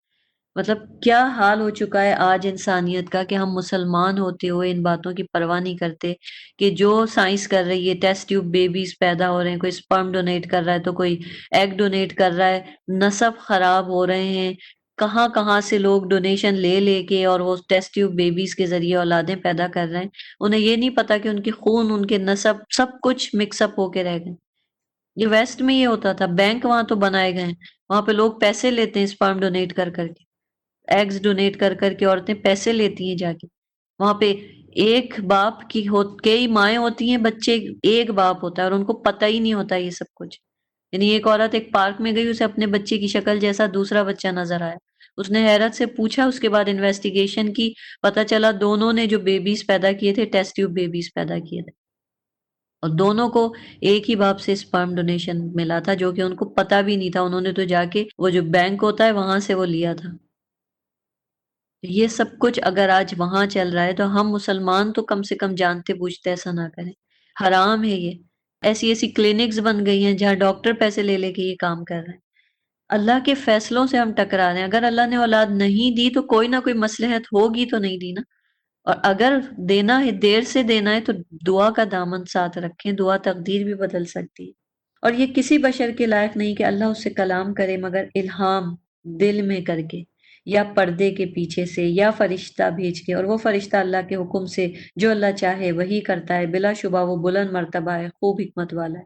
پیچھے بھی میں نے آپ کو بتایا تھا کہ وہی اترنے کے تین طریقے ہیں، ایک ہوتا ہے دل کے اندر خیال اللہ ڈال دیتا ہے، الہام ہو جاتا ہے، جو عام انسانوں کو بھی ہو سکتا ہے اور نبیوں کو بھی ہوتا تھا، یا پردے کے پیچھے سے اللہ کلام کرتا ہے جیسے موسیٰ علیہ السلام اور آپ صلی اللہ علیہ وسلم سے کیا، یا فرشتہ آتا ہے سامنے کسی انسان کی شکل میں، اور آپ صلی اللہ علیہ وسلم کے دل پہ جب وہی اترتی تھی تو آپ کی کیا حالت ہوتی تھی کہ آپ کی باڈی سخت ہو جاتی تھی اور پسینے آنے لگتے تھے اور گھنٹیوں کسی آوازیں آتی تھی، اور پھر وہ صورت آپ کے دل میں حفظ ہو چکی ہوتی تھی جب وہ وحی کا سلسلہ رک جاتا تھا، یعنی آپ کو وہ یاد ہو چکی ہوتی تھی۔ وَكَذَلِكَ أَوْحَيْنَا إِلَيْكَ رُوحًا مِّنْ أَمْرِنَا، اور اسی طرح ہم نے آپ کی طرف اپنے حکم سے ایک روح قرآن کی وحی کی۔ آپ نہیں جانتے تھے کہ کتاب کیا ہے اور ایمان کیا ہے، لیکن ہم نے اسے نور بنا دیا، ہم اپنے بندوں میں سے جسے چاہیں اس کے ذریعے ہدایت دیتے ہیں، اور بلا شبہ آپ سیدھے راستے کی طرف رہنمائی کرتے ہیں، اس اللہ کے راستے کی طرف جو آسمانوں اور زمین کی ہر چیز کا مالک ہے۔ آگاہ رہو، اللہ ہی کی طرف تمام معاملات لوٹتے ہیں۔ سورۃ الزخرف مکی سورت ہے یہ بھی۔ زخرف پیچھے بھی آپ پڑھ چکے ہیں، زخرف القول، گلٹر والی، سنہری، گولڈن، چمکتی ہوئی، سونے کے لیے بھی یہ ورڈ آتا ہے۔ حوامیم میں سے ہی ہے یہ سورت، حامیم والکتاب المبین انا جعلناہ قرآنا عربیا لعلکم تعقلون۔ قسم ہے اس واضح کتاب کی، بے شک ہم نے اسے عربی زبان کا قرآن بنایا ہے تاکہ تم سمجھو۔ اللہ تعالیٰ کہہ رہا ہے عربی کا قرآن بنائے تاکہ تم سمجھو۔ اب ہم کہیں گے ہم کیسے سمجھیں؟ تو کیا عربک سیکھنا ہمارے لیے مشکل ہے؟ آج ہم کتنے فخر سے اپنے بچوں کو کہتے ہیں کہ اچھا آپشنل سبجیکٹس میں تم فرینچ لے لو، اسپینش لے لو، فلانی زبان لے لو، لیکن کون ہے جو عربک کے لیے کہتا ہے کہ نہیں عربک بھی سیکھ لو یا ہم عربک سیکھ لیں؟ اسپیشلی ہم گلف کنٹریز میں رہنے والوں کے لیے تو کیا مشکل ہے عربک سیکھنا، ہمیں تو ماحول ملا ہوا ہے کہ ہم بول بھی سکتے ہیں، اسپوکن عربک سیکھ سکتے ہیں۔ اور بلا شبہ وہ ہمارے پاس اصل کتاب لوح محفوظ میں بہت بلند مرتبہ نہایت حکمت والا ہے۔ کیا پھر ہم تم سے اس بنا پہ منہ موڑ کر ذکر اور نصیحت روک لیں گے کہ تم حد سے گزرنے والے لوگ ہو؟ یعنی اللہ کہہ رہا ہے کہ اگر تم مسرفین ہو، تم مذاقیں کر رہے ہو، ریجیکٹ کر رہے ہو اس قرآن کو، نصیحت نہیں پکڑ رہے، تو تم کیا سمجھتے ہو کہ ہم تمہارے اس ایٹیٹیوڈ کو دیکھ کے ہم روک دیں گے قرآن؟ قرآن اترنا بند ہو جائے گا؟ تو یاد رکھیں یہ آج بھی اپلائی ہوتی ہے یہ بات کہ اگر ہم قرآن کو نہیں لے رہے، اگر ہم قرآن نہیں سمجھ رہے، ہم عربک نہیں سمجھ رہے، ہم کوئی کورس نہیں کر رہے، ہم نہیں پڑھ رہے، بس جو دنیا کر رہی ہے ہم وہی روایتی طریقے سے دنیا گزارے جا رہے ہیں، تو کیا اسلام ختم ہو جائے گا؟ کیا قرآن کا میسج رک جائے گا؟ وہ چند گنے چنے جو چنے ہوئے اللہ کے بندے ہیں جن پہ شیطان کا زور نہیں چلتا، وہ اس کو قائم رکھیں گے اور وہی پھر کامیاب ہوں گے، وہی جنت میں جائیں گے۔ اور اس وقت پھر انسان کہے گا کہ کاش دنیا میں اکثریت کو، میجورٹی کو فالو نہ کیا ہوتا۔ اور ہم نے پہلے لوگوں میں کتنے ہی نبی بھیجے، اور ان کے پاس جو بھی نبی آتا وہ اس سے مذاق ہی کرتے تھے، پھر ہم نے ان سے کہیں زیادہ زور آور لوگ ہلاک کر دیے اور اگلے لوگوں کی مثال گزر چکی ہے۔ یعنی ہمیشہ مذاق میں اڑا دیا گیا دین کو، ریلیجن جو ہے نا وہ ہمیشہ مذاق بن جاتا ہے. جو لوگ دین کو پریکٹس کرتے ہیں تو کیا ہوتا ہے، وہ ان کا مذاق بننا شروع ہو جاتا ہے. کوئی اپنے ٹخنوں سے اوپر پینٹ پہن لے اس کا مذاق بن جاتا ہے، داڑھی رکھ لے مذاق بن جاتا ہے، جو عورتیں نقاب کر لیں مذاق بن جاتا ہے، ان کے نام رکھ دیے جاتے ہیں. تو یہ ساری چیزیں ہم دیکھیں اللہ تعالیٰ بتا رہے ہیں کہ ہمیشہ ایسا رہا، نبیوں کا مذاق اڑایا گیا. آپ صلی اللہ علیہ وسلم نے زقوم کے درخت کی بات کی، انہوں نے مذاق اڑانا شروع کر دیا کہ چلو بھئی آگ میں سے درخت اگ رہا ہے، یہ کیا ہو گیا، تو دیوانے ہو گئے. معراج سے آئے تو کہا اب تو کنفرم دیوانے ہو گئے، راتوں میں اڑ کے وہ پہنچ گئے مکہ سے فلسطین. ہر چیز پہ آپ کا مذاق اڑایا گیا.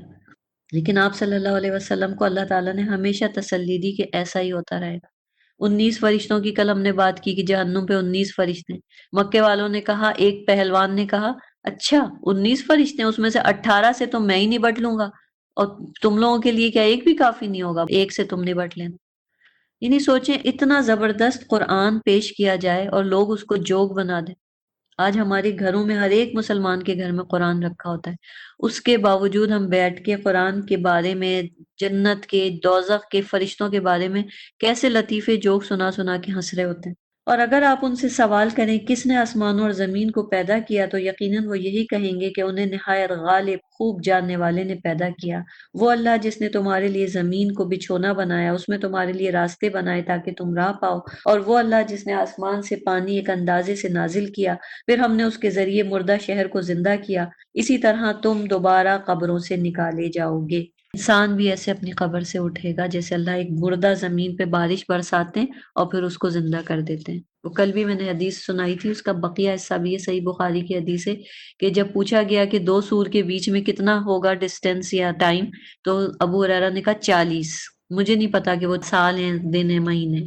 لیکن اس کے بعد کہا کہ اللہ تعالیٰ آسمان سے پانی برسائے گا، یعنی جب سب مر چکے ہوں گے اس کے بعد اللہ آسمان سے پانی برسائے گا، ایک بارش ہوگی جس سے تمام لوگ جی اٹھیں گے، زندہ ہو جائیں گے، جیسے سبزیاں پانی سے اگاتی. اس وقت انسان کا ہر حصہ گل چکا ہوگا، ختم ہو چکا ہوگا، سوائے ریڑھ کی ہڈی کے، اسپائنل کارڈ کے، اور اس سے قیامت کے دن تمام مخلوق دوبارہ بنائی جائے گی. تو اس کا مطلب ہے کہ وہ بارش ہوگی جس کے بعد جیسے ابھی اللہ تعالیٰ مردہ زمین زندہ کرتے ہیں، ایسے ہمیں بھی زندہ کر دیں گے اور ہم بھی اپنی قبروں سے اٹھ کھڑے ہوں گے.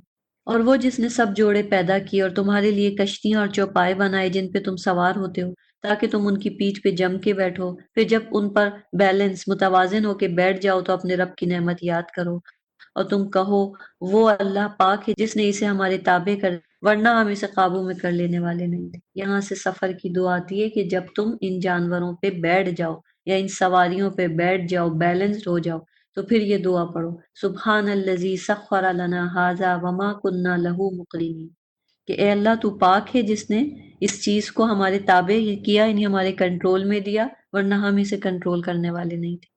اور یقیناً ہم اپنے رب کی طرف لوٹنے والے ہیں، یعنی اصل سفر تو ہمارا رب کی طرف کا ہے. دنیا میں ہم آئے ہیں ایک ٹیمپرری سفر کرنے کے لیے، ہمارا یہ جرنی چل رہا ہے، فائنل ڈیسٹینیشن آخرت ہے اللہ کے پاس.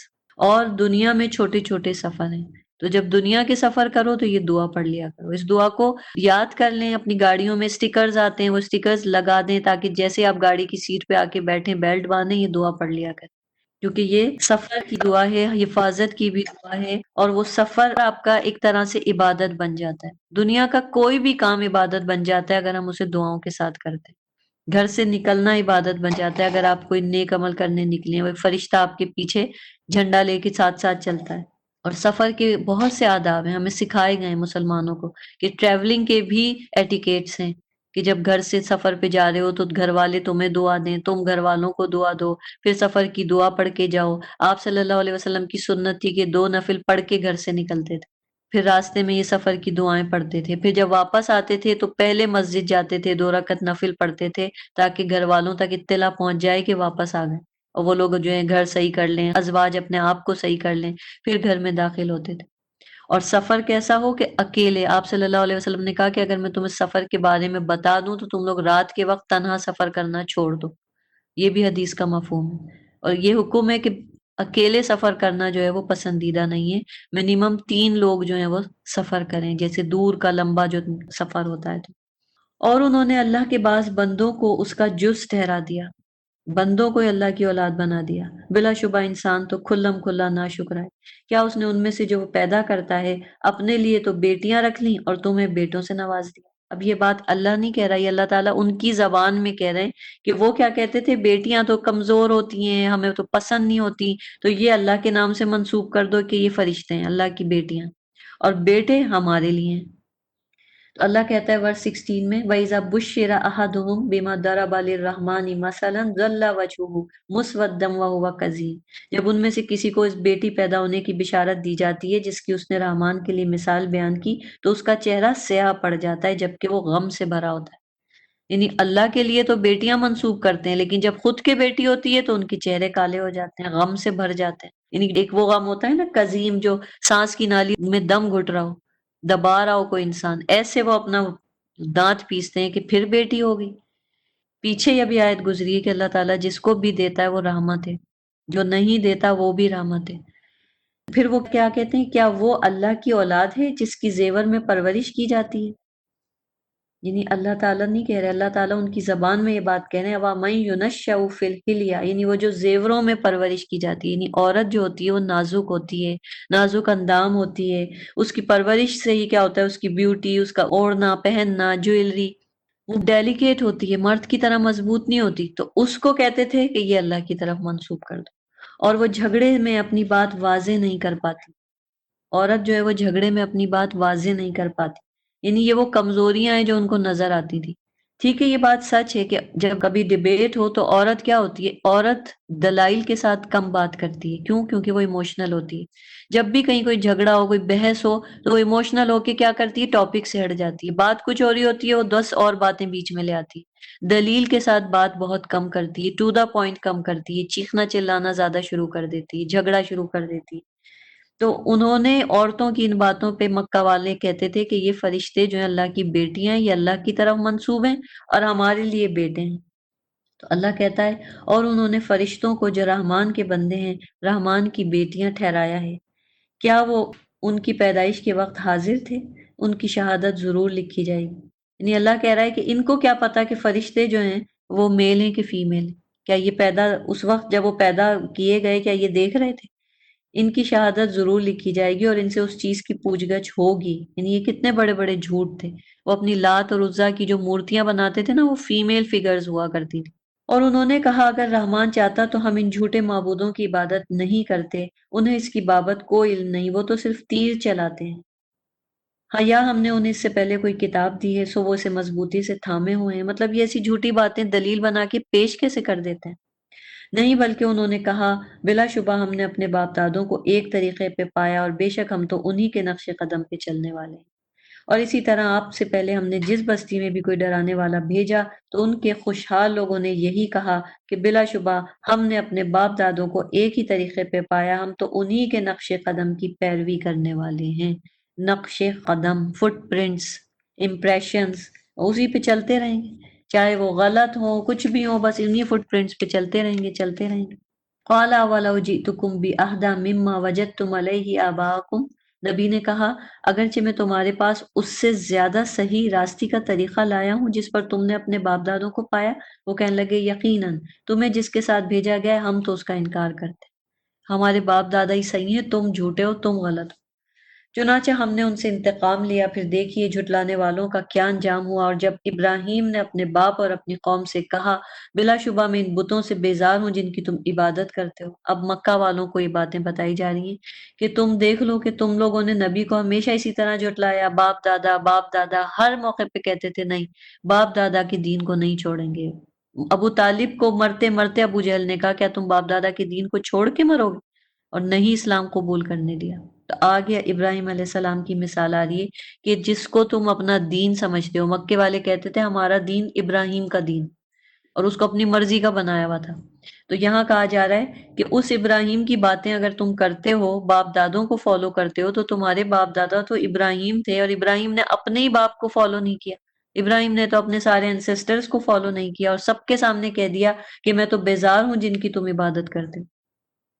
سوائے اس اللہ کے جس نے مجھے پیدا کیا، تو بے شک وہی جلد میری رہنمائی فرمائے گا۔ اور ابراہیم اپنی اولاد میں بھی اسی کلمے کو ایک باقی رہنے والا کلمہ بنا گئے تاکہ وہ اللہ کی طرف رجوع کریں، بلکہ میں نے انہیں اور ان کے باپ دادوں کو فائدہ پہنچایا حتیٰ کہ ان کے پاس حق اور کھول کر بیان کرنے والا رسول آ گیا، اور جب ان کے پاس حق آیا تو انہوں نے کہا یہ تو جادو ہے اور بلا شبہ ہم اس کے منکر ہیں، اور انہوں نے کہا یہ قرآن ان دونوں شہروں میں سے کسی بڑے آدمی پہ کیوں نہیں نازل کیا گیا۔ اب ایک اور اعتراض، جب ماننا نہیں ہوتا تو دیکھیں لوگ کتنے ججمنٹل ہو کے باتیں کرتے ہیں نا۔ آج ہماری پالیٹکس میں یہ باتیں ہوتی ہیں تو یہ وہ مکہ کی پالیٹکس میں بھی یہی باتیں ہوتی تھی کہ وہ کہنے لگے کہ اگر یہ شخص جس کی تربیت جب باپ زندہ نہیں، پہلے دادا نے پالا عبد المطلب، پھر ابو طالب کی اتنی اولادیں تھیں، ان کا گھر کا خرچہ نہیں چلتا تھا کہ حضرت علی کو آپ صلی اللہ علیہ وسلم کے پاس بھیج دیا تھا، آپ کے گھر میں رہتے تھے، تو یہ شخص کیوں اللہ نے چنا؟ اگر سچا بھی ہے،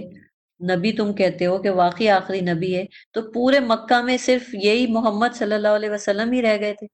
یہ جو اتنے بڑے بڑے ہمارے سردار ہیں، مکہ کا سردار کون تھا؟ ولید بن مغیرہ، طائف کا سردار تھا وہ عروہ بن سخفی، تو یہ کیوں نہیں سلیکٹ ہوئے؟ ان میں دیکھو گٹس ہیں، انٹلیکچوئل ہیں، پڑھے لکھے ہیں، سرداری کرنا آتی ہے، ان کو تو ریجیکٹ کر دیا اور اس کو سلیکٹ کر لیا۔ تو اللہ کہتا ہے کیا وہ آپ کے رب کی رحمت تقسیم کرتے ہیں؟ یعنی کیا یہ فیصلے کریں گے، یہ سلیکشن کریں گے، یہ الیکشن کریں گے؟ ہم ہی نے دنیاوی زندگی میں ان کے درمیان ان کی روزی تقسیم کی، اور ہم ہی نے درجات میں انہیں ایک دوسرے پہ برتری دی تاکہ وہ ایک دوسرے کو خدمتگار بنائیں، اور آپ کے رب کی رحمت اس سے بہت بہتر ہے جو وہ جمع کرتے ہیں۔ تو اللہ نے کہا جس چیز پہ یہ اطراء ہیں میری رحمت اس سے بہت زیادہ ہے، اس پیسے کو تو میں نے جان بوجھ کے اس طرح ڈیوائڈ کیا ہے کہ کوئی سروس کرنے والا ہو، کوئی سروس لینے والا ہو، کوئی نوکر ہو تو کوئی بادشاہ ہو۔ اور اگر یہ ڈر نہ ہوتا کہ تمام لوگ ایک ہی گروہ کافر ہو جائیں گے تو ہم ان لوگوں کے لیے جو رحمان کے ساتھ کفر کرتے ہیں ان کے گھروں کی چھتیں چاندی کی بنا دیتے، سیڑھیاں چاندی کی بنا دیتے جن پہ وہ چڑھتے، ان کے گھروں کے دروازے اور تخت بھی چاندی کے بنا دیتے جن پہ وہ تکیے لگا کے بیٹھتے، اور سونے کے، اور یہ سب کچھ بس دنیاوی زندگی کا سامان ہے، اور آخرت آپ کے رب کے نزدیک متقین کے لیے ہے۔ تو اللہ کہہ رہا ہے کہ یہ جن سرداروں کی باتیں کر رہے ہیں کہ ہم نے انہیں نبی کیوں نہیں بنایا، تو یہ جس مال کو اتنا سمجھتے ہیں کہ گھروں کی چھتیں چاندی کی، سیڑھیاں چاندی کی، گھروں کے دروازے چاندی کے اور سونے کے، تو یہ سب چیزوں کی ویلیو کیا ہے؟ اللہ کے نزدیک تو ان کی کوئی ویلیو ہی نہیں ہے، ہم تو ان کو مانتے ہی نہیں ہیں۔ یہ تو دنیا کا سامان ہے، یہ تو فریب دینے والا دھوکے کا سامان ہے، اصل چیز تو آخرت ہے۔ اسی لیے آپ دیکھیں گے کہ اللہ دنیا میں لوگوں کو سونوں میں تول رہا ہے، چاندی میں تول رہا ہے۔ آج لوگوں کے گھروں میں دیواروں میں سونے اور چاندی جڑے ہوئے ہیں، لوگ اپنی ایسی ایسی والز بنا رہے ہیں کہ کسی میں گولڈ لگا ہوا ہے، پلرز میں گولڈ لگے ہوئے ہیں، تو کہیں پہ چاندی لگی ہوئی ہے، کرٹنز میں گولڈ لگے ہوئے ہیں، کارپٹس میں گولڈ لگے ہوئے ہیں۔ تو یہ سب چیزیں کیا ہیں؟ اللہ کے نزدیک ان کی کوئی ویلیو نہیں۔ وَمَن يَعْشُ عَن ذِكْرِ الرَّحْمَنِ نُقَيِّضْ لَهُ شَيْطَانًا فَهُوَ لَهُ قَرِينٌ۔ یہ بھی بہت ہی خطرناک آیت ہے، ورس 36۔ اور جو رحمان کے ذکر سے اندھا ہو جائے تو ہم اس کے لیے ایک شیطان کو مقرر کر دیتے ہیں، پھر وہ اس کا ساتھی بن جاتا ہے، اور بلا شبہ وہ شیاطین انہیں سیدھے راستے سے روکتے ہیں جبکہ وہ خیال کرتے ہیں کہ بے شک وہ ہدایت پر ہیں۔ حتیٰ کہ جب وہ گمراہ شخص ہمارے پاس آئے گا تو شیطان سے کہے گا کاش میرے اور تیرے درمیان مشرق اور مغرب کی دوری ہوتی، تو بڑا برا ساتھی نکلا۔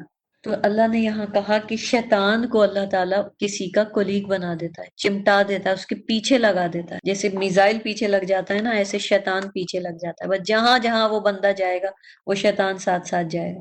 اور وہ کیا کرتا ہے؟ وہ شیطان اس کو سیدھے راستے سے روکتا رہتا ہے، اور وہ سارے غلط کام اس سے کرواتا رہتا ہے، اور یہ بندہ کیا سمجھتا رہتا ہے؟ میں تو بالکل صحیح ہوں، میں تو کچھ بھی غلط نہیں کر رہی، میں تو بالکل ٹھیک ہوں۔ اسے اسے اپنے گناہ ہی نظر نہیں آتے۔ اور یہ سب سے خطرناک سٹیج ہوتی ہے جب انسان کو یہ سینس ختم ہو جائے کہ وہ گناہ کر رہا ہے۔ دیکھیں ایک ہوتا ہے، ہم میں سے بہت سے لوگ ہیں پہلے حجاب نہیں کرتے تھے، الحمدللہ آپ کرتے ہیں، لیکن جب ہم نہیں کرتے تھے اس وقت ہمیں یہ سینس تھا کہ ہم غلط کر رہے ہیں، ہم کوئی اچھا کام نہیں کر رہے، اور ہم کہتے تھے جب اللہ ہدایت دے گا کبھی ہم بھی کر لیں گے۔ اس طریقے سے ٹالتے رہتے تھے، لیکن گناہ کو گناہ سمجھتے تھے۔ تو آج اللہ نے ہمیں توفیق دے دی کہ ہم نے اللہ تعالیٰ کی خاطر حجاب کر لیا۔ لیکن جس انسان کو گناہ گناہ ہی نہ لگے، مطلب اب خواتین یہ کہیں کہ کیا ہے، ڈھنگ کے کپڑے تو پہنے ہوئے، کچھ نظر تو نہیں آ رہا نا، بس ٹھیک ہے، ضروری تو نہیں ہے کہ اب اگر تھوڑے سے بال دکھ گئے، سر دکھ گیا تو اب یہ حجاب نہیں ہوا، بس ٹھیک ہے ڈیسنٹ ڈریسنگ کرو، ماڈریٹ ڈریسنگ کرو، ٹھیک ہے اتنا. تو یہ کیا ہے کہ گناہ ہی نظر نہیں آ رہا. اس کا مطلب ہے کہ شیطان ان کو یہ چیز کنونس کر دیتا ہے کہ تم کچھ بھی غلط نہیں کر رہے. لوگ سود کو جسٹیفائی کر دیتے ہیں، بھئی کہاں جائیں، کس بینک میں جائیں، ہر جگہ سودی نظام ہے، کیسے بچ سکتے ہیں؟ پاسبل ہی نہیں ہے، ہر کوئی لے رہا ہے. تو شیطان کیا کرتا ہے؟ جسٹیفائی کر دیتا ہے. تو وہ ہر قدم پہ انسان کو سیدھے راستے سے روکتا جاتا ہے، غلط کام کرواتا جاتا ہے، اور اس کے بعد اسے جسٹیفائی کرتا رہتا ہے. اور یاد رکھیں کہ جس کے پیچھے شیطان ہوگا نا، آپ کو اس کی سائنز نظر آ جائیں گی، جن کے پیچھے یہ شیطان لگ جاتا ہے. وہ لوگ گناہ بھی کرتے رہتے ہیں اور کبھی اپنی غلطی کو نہیں مانتے. انہیں جب آپ کوئی غلطی بتائیں وہ کہیں گے نہیں، میرا تو اس میں کوئی قصور نہیں، میرے وہ حالات ہی ایسے تھے. ہاں وہ مجبوری میں نے جھوٹ بول دیا، ہاں مجبوری میں نے رشوت لے لی، مجبوری میں نے فلاں کر دیا، یہ حرام کام کر دیا، بس ٹھیک ہے اللہ جانتا ہے ہمارے حال. ہر وقت جسٹیفائی کرتے رہتے ہیں اور اتنا ہی زیادہ جھگڑے کرتے ہیں. یاد رکھیں کہ شیطان جس کے پیچھے ہوگا وہ شخص اتنا ہی جھگڑالو ہوگا، بات بات پہ جھگڑے کرتا رہے گا، کیونکہ شیطان پیچھے لگا ہوا ہے اس کے. حتیٰ کہ جب وہ گمراہ شخص ہمارے پاس آئے گا تو کہے گا کاش میرے تیرے بیچ میں بہت بڑی دوری ہوتی جیسی ایسٹ اور ویسٹ کے بیچ میں. ایسے ایسے باتیں کرے گا. اور جب تم ظلم کر چکے ہو تو آج یہ بات تمہیں ہرگز نفع نہ دے گی کہ تم سب عذاب میں شریک ہو. تو یاد رکھیں کہ پھر یعنی وہ شیطان بھی اور اس کے فالوورز بھی سب کے سب عذاب کو شیئر کریں گے. اور ابتدا کہاں سے ہوئی؟ شیطان پیچھے کیسے لگا؟ اللہ کے ذکر سے غافل انسان. یاشو کا مطلب ہوتا ہے عشاء، ہم جیسے بولتے ہیں نا اندھیرا ہوتا ہے عشاء کے وقت، یعنی وہ شخص اندھیروں میں زندگی گزار رہا ہے، اسے اپنے گناہ نظر ہی نہیں آ رہے ہیں. وہ اتنا زیادہ کانفیڈنٹ ہے، غلطیاں کر رہا ہے جسٹیفائی کر رہا ہے، گناہ کر رہا ہے جسٹیفائی کر رہا ہے، اپنے آپ کو کبھی غلط نہیں سمجھتا، لوگوں سے جھگڑ رہا ہے، بات بات پہ جھگڑا، بات بات پہ ہنگامہ، لیکن اپنی غلطی ماننے کو تیار نہیں. کیوں؟ کیونکہ وہ اندھا ہے. اللہ کا ذکر اس سے غافل ہو چکا ہے وہ. اور اللہ کا ذکر کیا ہے؟ اللہ کی یاد. مطلب جو کام ہم کر رہے ہیں، ابھی ہم یہ قرآن پڑھ رہے ہیں، اللہ کا ذکر کر رہے ہیں، ایک یہ وربل ذکر ہو جاتا ہے. ایک ہوتا ہے کہ آپ قرآن نہیں پڑھ رہے لیکن آپ دن بھر میں کوئی کام کر رہے ہیں، لیکن آپ کے دل میں اللہ کی یاد ہے. آپ کھانا پکا رہی ہیں اور سوچ رہی ہیں کہ ہاں میں نے وہ آیت پڑھی تھی کہ اگر خوشی سے کوئی بھی کام اپنے گھر والوں کے لیے کیا جائے، اللہ کے لیے کیا جائے تو وہ عبادت بن جاتا ہے. تو آپ کہیں کہ چلو ٹھیک ہے، آج میں احسان نہیں جتاؤں گی کہ میں نے آج یہ بنایا، وہ بنایا، یہ ڈشز بنائی، بلکہ میں اللہ کی خاطر کر رہی ہوں تو میری کوکنگ جو ہے وہ عبادت بن گئی. اب آپ کو یہ بات یاد آ گئی، وہ حدیث یاد آ گئی، وہ آیت یاد آ گئی، تو یہ بھی ذکر ہے. لیکن جو لوگ اللہ کے ذکر سے غافل ہیں ان کے پاس فرصت ہی نہیں ہوتی. وہ پورا پورا دن ان کا اتنا بزی گزرتا ہے دنیا میں کہ وہ ٹوٹل ذکر سے غافل ہو جاتے ہیں. شیطان ان کے پیچھے لگ جاتا ہے اور ان کو پتہ ہی نہیں ہوتا کہ کوئی انہیں فالو کر رہا ہے، ان کے پیچھے پیچھے پیچھے چل رہا ہے. ورس 40. کیا پھر آپ بہروں کو سنا سکتے ہیں یا آپ اندھوں کو راہ دکھا سکتے ہیں اور ان کو جو کھلی گمراہی میں ہیں؟ یعنی اللہ تعالیٰ فائنلی کہہ دیتے ہیں کہ ایسے لوگوں کا کوئی کچھ نہیں بگاڑ سکتا. پھر اگر ہم آپ کو دنیا سے لے جائیں تو بہرحال ہم ان سے انتقام لینے والے ہیں، یا ہم آپ کو وہ عذاب دکھا دیں جس کا ہم نے ان سے وعدہ کیا ہے تو بلا شبہ ہم ان پہ قدرت رکھتے ہیں. لہٰذا آپ اس چیز کو مضبوطی سے تھامیں جو آپ کی طرف وحی کی گئی ہے. یقیناً آپ سیدھے راستے پر ہیں، اور یقیناً یہ قرآن آپ کے لیے اور آپ کی قوم کے لیے ایک نصیحت ہے، اور جلد تم لوگوں سے پوچھ گچھ ہوگی. اور ہم نے جو اپنے رسول آپ سے پہلے بھیجے تھے ان سے پوچھئے کیا ہم نے رحمان کے سوا کوئی اور معبود مقرر کیے تھے کہ ان کی عبادت کی جائے؟ ان رسولوں سے کیسے پوچھ سکتے ہیں؟ وہ رسول تو زندہ نہیں ہیں. اللہ تعالیٰ کہہ رہا ہے جو رسول آپ سے پہلے بھیجے تھے ان سے پوچھیں. تو آف کورس ان کی کتابیں دیکھ لیں، ان کے فالوورز دیکھ لیں، اہل کتاب دیکھ لیں، سب سے کنفرم کر لیں، ہر ایک سے پوچھ لیں کیا کسی بھی مذہب میں، کسی کتاب میں کبھی اللہ نے یہ کہا کہ اللہ کے سوا بھی کوئی ہے جس پہ تم ڈیپینڈ کر سکتے ہو یا جس کی عبادت کی جائے. اور بلا شبہ ہم نے موسیٰ علیہ السلام کو اپنی نشانیوں کے ساتھ فرعون اور اس کی قوم کے سرداروں کی طرف بھیجا. چنانچہ موسیٰ نے کہا بے شک میں رب العالمین کا رسول ہوں. پھر جب وہ ان کے پاس ہماری نشانیاں لے کر آیا تو وہیں وہ ان کی ہنسی اڑانے لگے. آ گیا نا ذکر، جن کے پیچھے شیطان لگا دیا جاتا ہے وہ ایسے ہی ہنسی مذاق کرتے ہیں. تو موسیٰ علیہ السلام کا واقعہ پھر سے آ گیا کہ فرعون کے پیچھے شیطان لگا ہوا تھا تو اس نے آخری وقت تک فرعون کو کیا کیا؟ سیدھا نہیں ہونے دیا. اور ہم انہیں جو بھی نشانی دکھاتے تھے وہ اس جیسی پہلی نشانی سے زیادہ بڑی ہوتی تھی، اور ہم نے انہیں عذاب میں پکڑا تاکہ وہ کفر سے باز آ جائیں. تو دیکھیں یہ چیز اللہ تعالیٰ خود کہہ رہا ہے کہ جب شیطان پیچھے لگتا ہے تو کیا ہوتا ہے کہ نشانیاں نظر نہیں آتی، انسان سیدھے راستے پہ جاتا نہیں۔ اللہ نے اتنی نشانیاں دکھائیں، نشانیاں کیسے دکھائیں؟ چھوٹے چھوٹے عذاب۔ پیچھے بھی آپ پڑھ چکے ہیں، شروع کی صورتوں میں آیا تھا کہ کس طریقے سے اللہ نے ان پہ آسمان سے پتھروں کی بارش کی، پھر اس کے بعد آسمان سے طوفانی پانی والی بارش ہوئی، سیلاب آنے لگے، پھر اس کے بعد جو وہ اسٹور کرتے تھے فصلیں ان میں کیڑے لگ گئے، سرسریاں لگ گئے، جوئیں لگ گئیں، اور اس کے بعد مینڈک آ گئے، جو وہ کھانا کھاتے تھے تو سالن میں مینڈک گر جاتے تھے، پھر اس کے بعد لوکسٹ آ گئے، ٹڈیوں کا عذاب آیا۔ تو یہ سارے عذاب اللہ کہتا ہے ہم نے اس لیے بھیجے تاکہ وہ کفر سے باز آئیں۔ ہم نے انہیں یہ نشانیاں دکھائیں، لیکن شیطان نے انہیں ان نشانیوں کو سینس ہی نہیں کرنے دی۔ آج اللہ تعالیٰ اپنی قدرت کی کتنی بڑی بڑی نشانیاں ہمیں دکھا رہے ہیں، لیکن لوگ آج بھی وہی ہے، وہی رشوت لے رہے ہیں، حرام کما رہے ہیں، دھوکہ کر رہے ہیں، چیٹنگ کر رہے ہیں، فراڈ کر رہے ہیں، رمضان میں ملاوٹیں ہو رہی ہیں، لوگ ہر معاملے میں دوسرے کی پرواہ نہیں کر رہے، آج بھی اپنے پیسے کی، اپنی زندگی کی فکر۔ تو یہ جو شیطان پیچھے لگ جاتا ہے نا، وہ کوئی نشانی نہیں دیکھنے دیتا کسی کو بھی۔ اسی لیے یہاں موسیٰ علیہ السلام اور فرعون کا ذکر پھر سے آ رہا ہے کہ یہ نشانیاں فرعون کو نظر ہی نہیں آئیں، آل فرعون کو نظر نہیں آئیں، کیونکہ ایسا شخص خود پسند ہو جاتا ہے، جس کے پیچھے شیطان لگتا ہے نا، وہ بہت سیلفش ہو جاتا ہے۔ شیطان اس کو ہمیشہ یہ بنا دیتا ہے کہ بس میری پریشانی سب سے بڑی، میرا مسئلہ سب سے بڑا، میری زندگی پہلے، باقی بعد میں۔ ہر وقت وہ دنیا کے سامنے اپنے آپ کو رکھتا ہے، اور دنیا دنیا دنیا، تو اس کو صرف ہر وقت اپنی دنیا نظر آتی، تو پھر اسے نشانیاں کہاں سے نظر آئیں گی؟ اور انہوں نے کہا اے ساحر، اے جادوگر، تیرے رب نے جو تجھ سے دعا قبول کرنے کا عہد کر رکھا ہے اس کے مطابق تو ہمارے لیے اپنے رب سے دعا کر، اب ہم ضرور ہدایت پانے والے ہیں۔ یعنی جیسے ہی عذاب آتا تھا موسیٰ علیہ السلام سے آ کے کہتے تھے اپنے رب سے دعا کرو، ہٹا دے۔ پھر جب ہم ان سے عذاب دور کر دیتے تھے تو وہ وہیں عہد توڑ دیتے تھے۔ یعنی عذاب جب آتے ہیں نا تو پھر کیا ہوتا ہے؟ سب پر آ جاتا ہے، پھر نیک لوگوں پہ بھی آ جاتے ہیں جو ساتھ میں ہوتے ہیں، بروں پہ بھی آ جاتا ہے۔ یہ چھوٹے عذاب تھے تو اللہ تعالیٰ آ رہے تھے ہٹا رہے تھے، آ رہے تھے، لیکن پھر جب بڑا عذاب آتا ہے تو پھر کیا ہوتا ہے؟ پھر اللہ تعالیٰ نیکوں کو بھی اس کی لپیٹ میں لے لیتے ہیں۔ جیسے ابھی سپوز ابھی یا اس وقت بھی جب یہ آل فرعون پہ عذاب آ رہے تھے تو کیا اس وقت کوئی نیک لوگ نہیں تھے؟ یا آپ صلی اللہ علیہ وسلم کے زمانے میں یا ہر زمانے میں لوگ کہتے ہیں جب عذاب آتے ہیں تو نیک لوگ بیچارے کیوں پس جاتے ہیں؟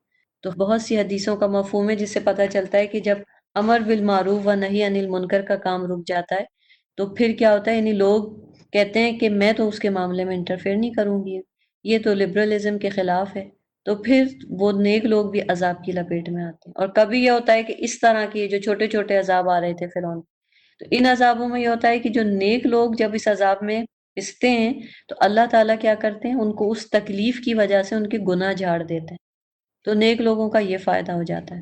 لیکن جو گناہ گار ہوتے ہیں انہیں اللہ موقع دیتے ہیں کہ توبہ کر لو، اور وہ جب نہیں کرتے توبہ تو پھر چھوٹے چھوٹے عذابوں کے بعد فائنلی بڑا عذاب آ جاتا ہے۔ اور فرعون نے اپنی قوم میں منادی کرائی کہ اس نے کہا ہے میری قوم، کیا میرے لیے مصر کی بادشاہی اور یہ نہریں نہیں ہیں جو میرے محلات کے نیچے بہتی ہیں؟ اس کا بھی جو اریگیشن سسٹم تھا وہ بہت اسٹرانگ تھا، پورے ایجپٹ کی نہریں جو تھیں اس پہ اس کا قبضہ تھا۔ کیا پھر تم دیکھتے نہیں؟ اسی لیے تو اسی بات پہ تو وہ اتراتا تھا کہ پھر میری پوری حکومت ہی ختم ہو جائے گی، بلکہ میں تو اس موسیٰ سے کہیں بہتر ہوں جو حقیر ہے اور صاف بول بھی نہیں سکتا۔ یہ دیکھیں کیسے اس نے مذاق اڑایا موسیٰ علیہ السلام۔ مکہ والوں نے آپ صلی اللہ علیہ وسلم کا اڑایا تھا کہ تم ولید بن مغیرہ کو کیوں نبی نہیں بنایا، اب اللہ تعالیٰ کہہ رہے ہیں کہ موسیٰ کا بھی ایسے مذاق اڑا تھا کہ وہ کہنے لگا میرے پاس تو اتنی بڑی حکومت ہے، موسیٰ تو صاف بول بھی نہیں سکتا، پھر اس پہ سونے کے کنگن کیوں نہیں اتارے گئے، اس کے ساتھ فرشتے صفیں باندھے آتے۔ تب اس نے اپنی قوم کی مت مار دی اور انہوں نے اس کی اطاعت کی، بلا شبہ وہی لوگ فاسق تھے۔ تو فرعون کا یہ تکبر لوگوں کو نظر نہیں آیا، انہیں صرف فرعون کا ڈر لگا اور وہ فرعون کے فالوور بن گئے، اور اللہ نے سب کو کہا فاسق۔ پھر جب انہوں نے ہمیں غصہ دلایا تو ہم نے ان سے انتقام لیا اور ان سب کو غرق کر دیا، تو یوں ہم نے انہیں گئے گزرے کر دیا اور پچھلوں کے لیے عبرت کی مثال بنا دیا، سب کے لیے عبرت بن گئے وہ لوگ۔ اور جب عیسیٰ ابن مریم کی مثال بیان کی گئی تو آپ کی قوم اس خوشی سے چلا اٹھی اور انہوں نے کہا کیا ہمارے معبود بہتر ہیں یا وہ عیسیٰ؟ انہوں نے آپ سے یہ مثال محض جھگڑے کے لیے بیان کی، بلکہ یہ لوگ نرے جھگڑالو ہیں۔ مکہ والوں نے ایک اور مذاق اڑایا کہ جب یہ آیت نازل ہوئی نا کہ جب قیامت آئے گی تو آگ کے اندر جو لوگ شرک کرتے ہیں، معبود بناتے ہیں، انہیں ڈالا جائے گا، اور جو ان کے معبود ہیں، ان کے بت ہیں، ان کو بھی ڈالا جائے گا۔ تو مکہ والوں میں سے ایک اٹھا اور اس نے کہا کہ اچھا ہمیں تو آپ یہ کہتے ہیں اور یہ جو اہل کتاب کرسچن ہیں وہ عیسیٰ علیہ السلام کے ساتھ شرک کرتے ہیں، تو عیسیٰ علیہ السلام کو وہ اپنا معبود اور الہ بناتے ہیں، اس کا مطلب ہے کہ انہیں بھی پھر دوزخ میں ڈالا جائے گا، عیسیٰ علیہ السلام بھی جلیں گے اور پھر خوب ہنسے۔ آپ صلی اللہ علیہ وسلم چاہتے تھے کہ اللہ قرآن میں جواب دے، تو آپ نے چپ کر کے اپنا غصے کو برداشت کیا اور ان کی اس بات کا کوئی جواب اس وقت نہیں دیا، اور سارے ہنسے کہ دیکھو محمد کے پاس تو جواب بھی نہیں بن پا رہا۔ تو اللہ نے یہاں پہ جواب دیا کہ آپ سے یہ مثال محض جھگڑے کے لیے بیان کی ہے، بلکہ یہ لوگ تو نرے جھگڑالو ہیں۔ وہ عیسیٰ تو ایک بندہ ہے، صرف ایک بندہ، جس پر ہم نے انعام کیا اور اسے بنی اسرائیل کے لیے اپنی قدرت کا نمونہ بنایا۔ اگر ہم چاہتے تو تم میں سے فرشتے بنا دیتے جو زمین میں تمہارے جانشین ہوتے، یعنی اللہ کے لیے کیا مشکل تھا۔ اور بے شک وہ عیسیٰ قیامت کی نشانی ہے، لہٰذا تم اس قیامت کے آنے میں شک نہ کرو، تم میری پیروی کرو، یہی سیدھا راستہ ہے۔ تو یہاں سے پھر کنفرم ہوتا ہے کہ عیسیٰ علیہ السلام قیامت سے پہلے آئیں گے، اور یہ قیامت کی نشانیوں میں سے ہے کہ عیسیٰ علیہ السلام بالکل جب قیامت قریب ہوگی آئیں گے، کیونکہ جب وہ اٹھائے گئے تھے تو 33 ایئرس کے تھے، تو وہ دنیا میں آئیں گے، 40 سال زندہ رہیں گے، اس کے بعد وفات پائیں گے۔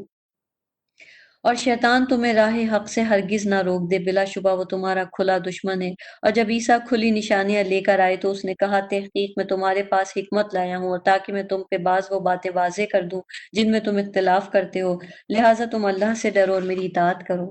ان اللہ ہوا ربی و ربکم فاعبدوہ ھذا صراط مستقیم، بلا شبہ اللہ ہی میرا رب ہے اور تمہارا رب ہے، لہٰذا تم اسی کی عبادت کرو، یہی سیدھا راستہ ہے۔ پھر انہی بنی اسرائیل میں سے جماعتوں نے باہم اختلاف کیا، تو جن لوگوں نے ظلم کیا ان کے لیے المناک دن کے عذاب سے ہلاکت۔ تو انہوں نے تو عیسیٰ علیہ السلام کو ہی نہیں مانا، جو ان کے فالوورز تھے انہوں نے انہیں الہ بنا ڈالا، ٹرینٹی پہ چلے گئے۔ جو ان کو نہیں مانتے تھے جیوز، انہوں نے اختلاف کیا، انہوں نے ان کے اوپر الزام لگائے، بی بی مریم پہ الزام لگائے، زنا کا الزام لگایا، نعوذ باللہ۔ عیسیٰ علیہ السلام کے اوپر کیس کرا، انہیں جیل میں ڈلوا دیا، اور ان کے بعد ان کو ملحد قرار دے دیا، ریورٹڈ کہہ کے، اور ان کو جان سے مارنے کی کوشش کی۔ تو یہ سارے اختلافات ہیں۔ وہ قیامت ہی کا انتظار تو کر رہے ہیں کہ وہ ان پہ اچانک آ پڑے، جبکہ انہیں خبر تک نہ ہو۔ اس دن متقین کے سوا تمام جگری دوست بھی ایک دوسرے کے دشمن بن جائیں گے۔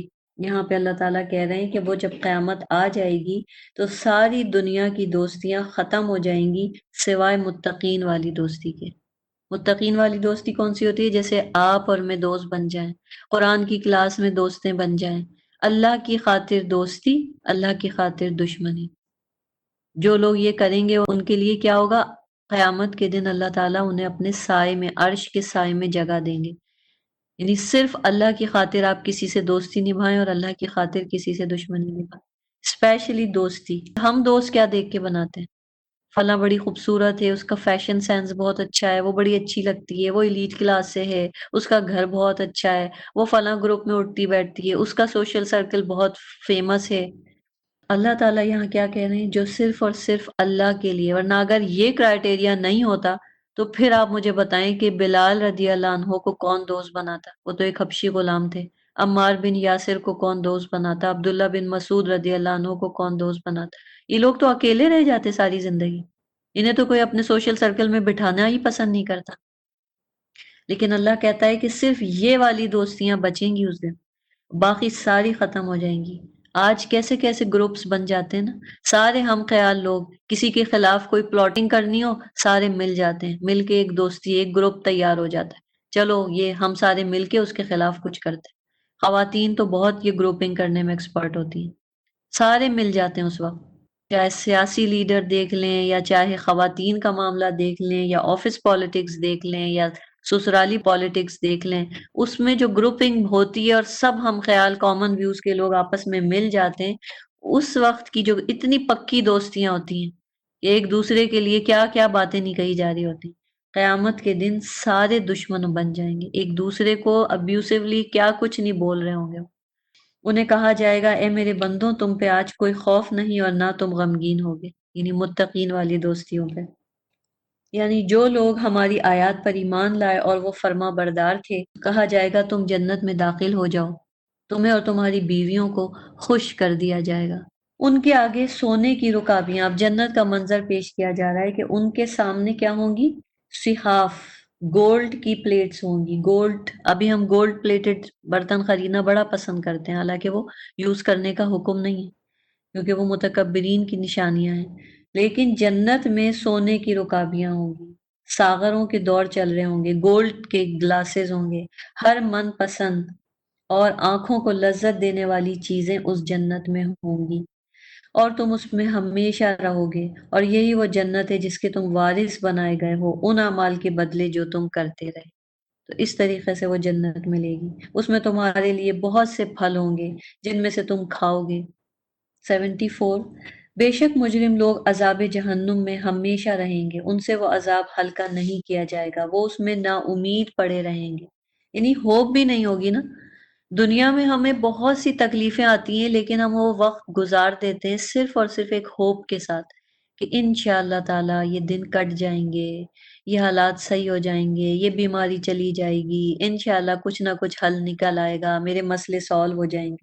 اس ہوپ کی وجہ سے کیا ہوتا ہے، وہ وقت گزر جاتا ہے۔ لیکن اللہ تعالیٰ یہاں کہہ رہے ہیں کہ دوزخ ایک ایسی چیز ہے کہ نہ تو عذاب میں کوئی چینج آئے گی، انٹینسٹی سیم رہے گی، اور امید بھی کوئی نہیں ہوگی کہ یہ کبھی ہم سے ہٹے گا، ہمیشہ رہیں گے، نا امید پڑے رہیں گے۔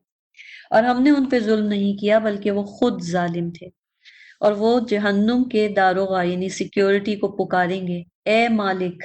جہنم کا جو سیکیورٹی اس کا نام ہے مالک، تو وہ اس کا نام لے لے کے پکاریں گے، اے مالک تیرا رب ہمارا کام ہی تمام کر دے، یعنی اب بس اس سے بہتر ہے کہ وہ ہمیں مار ڈالے۔ تو وہ کہے گا بے شک تم تو ہمیشہ اسی عذاب میں رہو گے، یعنی اب موت نہیں ہے، موت ختم ہو گئی جنت دوزخ میں جانے کے بعد۔ بلا شبہ ہم تمہارے پاس حق لائے تھے لیکن تمہارے اکثر لوگ حق کو ناپسند کرنے والے تھے۔ میجورٹی نے ہمیشہ صحیح بات کو ریجیکٹ کیا کیونکہ سچ سننا اور سچ بولنا کڑوا لگتا تھا۔ کیا انہوں نے مشرکین مکہ نے کسی اقدام کا پختہ فیصلہ کر لیا تو ہم بھی قطعی فیصلہ کرنے والے ہیں۔ ام یحسبون انا لا نسمع سرهم ونجواهم، کیا وہ خیال کرتے ہیں کہ بے شک ہم ان کی خفیہ باتیں اور سرگوشیاں ان کی وسپرنگ نہیں سنتے؟ کیوں نہیں، اور ہمارے بھیجے ہوئے فرشتے ان کے پاس ہی لکھتے رہتے ہیں۔ اس سین کو ذہن میں رکھیں کہ ہم کچھ خفیہ خفیہ کر رہے ہیں اور ہمارے اللہ کے بھیجے ہوئے فرشتے بالکل ہمارے پاس بیٹھے ہیں اور لکھ رہے ہیں، اسکرائب کرتے چلے جا رہے ہیں، پین چل رہا ہے چل رہا ہے چل رہا ہے، سب چیزیں لکھ رہے ہیں، ٹائپ کر رہے ہیں یا ریکارڈ کر رہے ہیں، بٹن دبایا ہوا ہے اور ساری ریکارڈنگ ہو رہی ہے ہمارے پیچھے، اور ہم لگے ہوئے ہیں سازشیں کرنے میں، خفیہ خفیہ باتیں۔ کوئی برا سا میسج ہم ٹائپ کر رہے ہوتے ہیں، کسی کو بھیج رہے ہوتے ہیں، یا کسی کی کوئی بات ہم کسی کا سیکرٹ کسی کے سامنے کھول رہے ہوتے ہیں، وہ میسج ہم ٹائپ کر رہے ہوتے ہیں، ٹک ٹک ٹک ٹک۔ اس وقت سوچ لیں کہ جو ہم اتنا برا کام کر رہے ہیں کہ چپکے سے کر رہے ہیں کہ ہم سمجھ رہے ہیں کسی کو نہیں پتا، میں اس کی پرسنل ونڈو پہ یہ میسج بھیج کے اسے بتاؤں، اس وقت سوچ لیں کہ ہمارے پیچھے ایک فرشتہ ہے جو ایز اٹ از جو ہم کر رہے ہیں وہ سب کچھ ریکارڈ کر رہا ہے، اور قیامت کے دن وہ سامنے سب کے دنیا کے سامنے دکھایا جائے گا کہ دیکھو تم نے اس دن یہ کام کیا تھا ایسے۔ اے نبی صلی اللہ علیہ وسلم آپ کہہ دیجئے اگر رحمان کی کوئی اولاد ہوتی تو سب سے پہلے میں ہی اس کی عبادت کرنے والا ہوتا۔ آسمانوں اور زمین کا رب اور عرش کا رب ان باتوں سے پاک ہی جو وہ بیان کرتے ہیں، چنانچہ آپ انہیں چھوڑ دیں، وہ اپنے باطل خیالات میں الجھے رہیں، کھیل تماشے میں لگے رہیں، حتیٰ کہ وہ اپنے اس دن کو دیکھ لیں جس کا ان سے وعدہ کیا جاتا ہے۔ تو نبی کو بھی حکم ہوتا تھا کہ بس جب ایکسٹریم ہو گئی اب ان کو ان کے حال پہ چھوڑ دو، اور وہی اللہ آسمان میں بھی معبود ہے اور زمین میں بھی معبود ہے، اور وہ بہت حکمت والا ہے، خوب جاننے والا ہے، اور وہ بہت بابرکت ذات ہے جس کے لیے آسمانوں اور زمین کی اور جو کچھ ان کے درمیان ہے اس سب کی بادشاہی ہے، اور اسی کے پاس قیامت کا علم ہے اور اسی کی طرف تم لوٹائے جاؤ گے۔ اور وہ اللہ کو چھوڑ کر جنہیں پکارتے ہیں وہ سفارش کا اختیار نہیں رکھتے سوائے ان کے جنہوں نے حق کی گواہی دی، اور وہ علم بھی رکھتے ہیں۔ اور اگر آپ ان سے پوچھیں کہ انہیں کس نے پیدا کیا تو وہ ضرور کہیں گے اللہ نے، پھر وہ کہاں بہکائے جاتے ہیں۔ اس رسول کے اس قول کی قسم کہ اے رب بے شک یہ لوگ ایمان نہیں لائیں گے، لہٰذا اے نبی ان سے درگزر کیجیے اور کہہ دیجیے سلام ہے، پھر ان قریب وہ جان لوں گے۔ یعنی بار بار حکم ہوتا تھا نبی کو فصفح عنہم فصفح عنہم، نیکسٹ پیج نیکسٹ پیج، چھوڑیں، بات گئی رات گئی بات گئی، ختم کریں، آگے بڑھیں آگے بڑھیں۔ کیونکہ ہوتا کیا ہے کہ جب ہم پیچھے کی باتوں کو لے کے بیٹھے رہتے ہیں نا تو ہر وقت ہم پھر روتے ہی رہتے ہیں، کڑتے جلتے ہی رہتے ہیں۔ اس پیج کو پلٹیں، نیکسٹ پیج پہ جائیں، اگنور کریں، ختم کریں۔ اور اللہ نے یہ اس لیے کیا کیونکہ اللہ تعالیٰ ان کو ٹائم دینا چاہتا تھا۔ خالد بن ولید کتنے بڑے سپہ سالار، چیف آف آرمی اسٹاف، کتنے لیٹ انہوں نے اسلام قبول کیا ہے، جن کی وجہ سے غزوہ احد میں ہارے، کتنے عرصے کے بعد۔ لیکن اللہ تعالیٰ نے کیونکہ یہ ٹائم لمٹ دی تھی، اسی لیے اگر اللہ اسی وقت سارے مکہ کو پکڑ لیتا، عذاب اتار دیتا، تو سب کچھ ختم ہو جاتا۔ سورۃ الدخان مکی سورت ہے۔ بسم اللہ الرحمن الرحیم۔ حامیم والکتاب المبین انا انزلناہ فی لیلۃ مبارکۃ انا کنا منذرین۔ قسم ہے واضح کتاب کی، بلا شبہ ہم نے اسے ایک بابرکت رات میں نازل کیا۔ اب آپ سارے لوگ ذرا فوکس ہو کے ٹرانسلیشن پہ غور کریں کہ میں کیا پڑھ رہی ہوں۔ انا انزلناہ فی لیلۃ مبارکہ، سیم ورڈنگ آتی ہے سورہ القدر میں، انا انزلناہ فی لیلۃ القدر، سیم آیت ہے، صرف وہاں پہ لیلۃ القدر کا ہے، یہاں لیلۃ مبارکہ کا ہے۔ دونوں آیتیں کیا ٹرانسلیشن کر رہی ہیں؟ ہم نے اسے، والکتاب المبین، قسم ہے کتاب کی، ہم نے اسے ایک بابرکت رات میں نازل کیا، بے شک ہم ڈرانے والے ہیں۔ اسی رات میں ہر حکمت والے معاملے کا فیصلہ کیا جاتا ہے۔ اب آپ میں سے سارے لوگ مجھے بتائیں کہ کیا یہ شب برات کی بات ہو رہی ہے کہ شب قدر کی بات ہو رہی ہے؟ کوئی سوچ سکتا ہے؟ اللہ نے کتاب شب قدر میں اتاری تھی کہ شب برات میں اتاری تھی؟ شب برات سے متعلق کتنی ضعیف حدیثیں ہیں جو ایسے پھیلا دی گئیں ہمارے ملکوں میں، انڈو پاک میں اسپیشلی، اور ان حدیثوں کے اوپر یہ کہہ دیا گیا کہ یہ جو لیلۃ مبارکہ ہے یہ شعبان کی 15ویں رات ہے، اور وہ جو لیلۃ القدر ہے وہ شب قدر ہے، رمضان کی رات ہے۔ اگر یہ دونوں الگ الگ راتیں ہوتی تو کیا قرآن دو دو راتوں میں اترا ہے؟ کیا قرآن 15ویں شعبان کو بھی اترا ہے؟ کنفرم ہے یہ بات، قرآن کہتا ہے، حدیثیں کہتی ہیں کہ آسمان میں جو لوح محفوظ ہے، 7ویں آسمان سے فرشتے گئے، لوح محفوظ سے انہوں نے قرآن کو اٹھایا، اور جو ہمارا آسمان ہے، پہلا والا دنیا کا آسمان، یہاں پہ لا کے اس کو دیا۔ پھر پہلے آسمان سے جبریل نے تھوڑا تھوڑا کر کے لا کے آپ صلی اللہ علیہ وسلم کو 23 سال کے عرصے میں پہنچایا۔ تو جس رات یہ لوح محفوظ سے ٹریول کر کے پہلے آسمان پہ قرآن آیا ہے وہ ہے شب قدر۔ اور 23 سال اگر شب قدر میں نازل ہوا تو کوئی ایک رات میں تھوڑی اترا ہے، 23 سالوں میں اترا ہے۔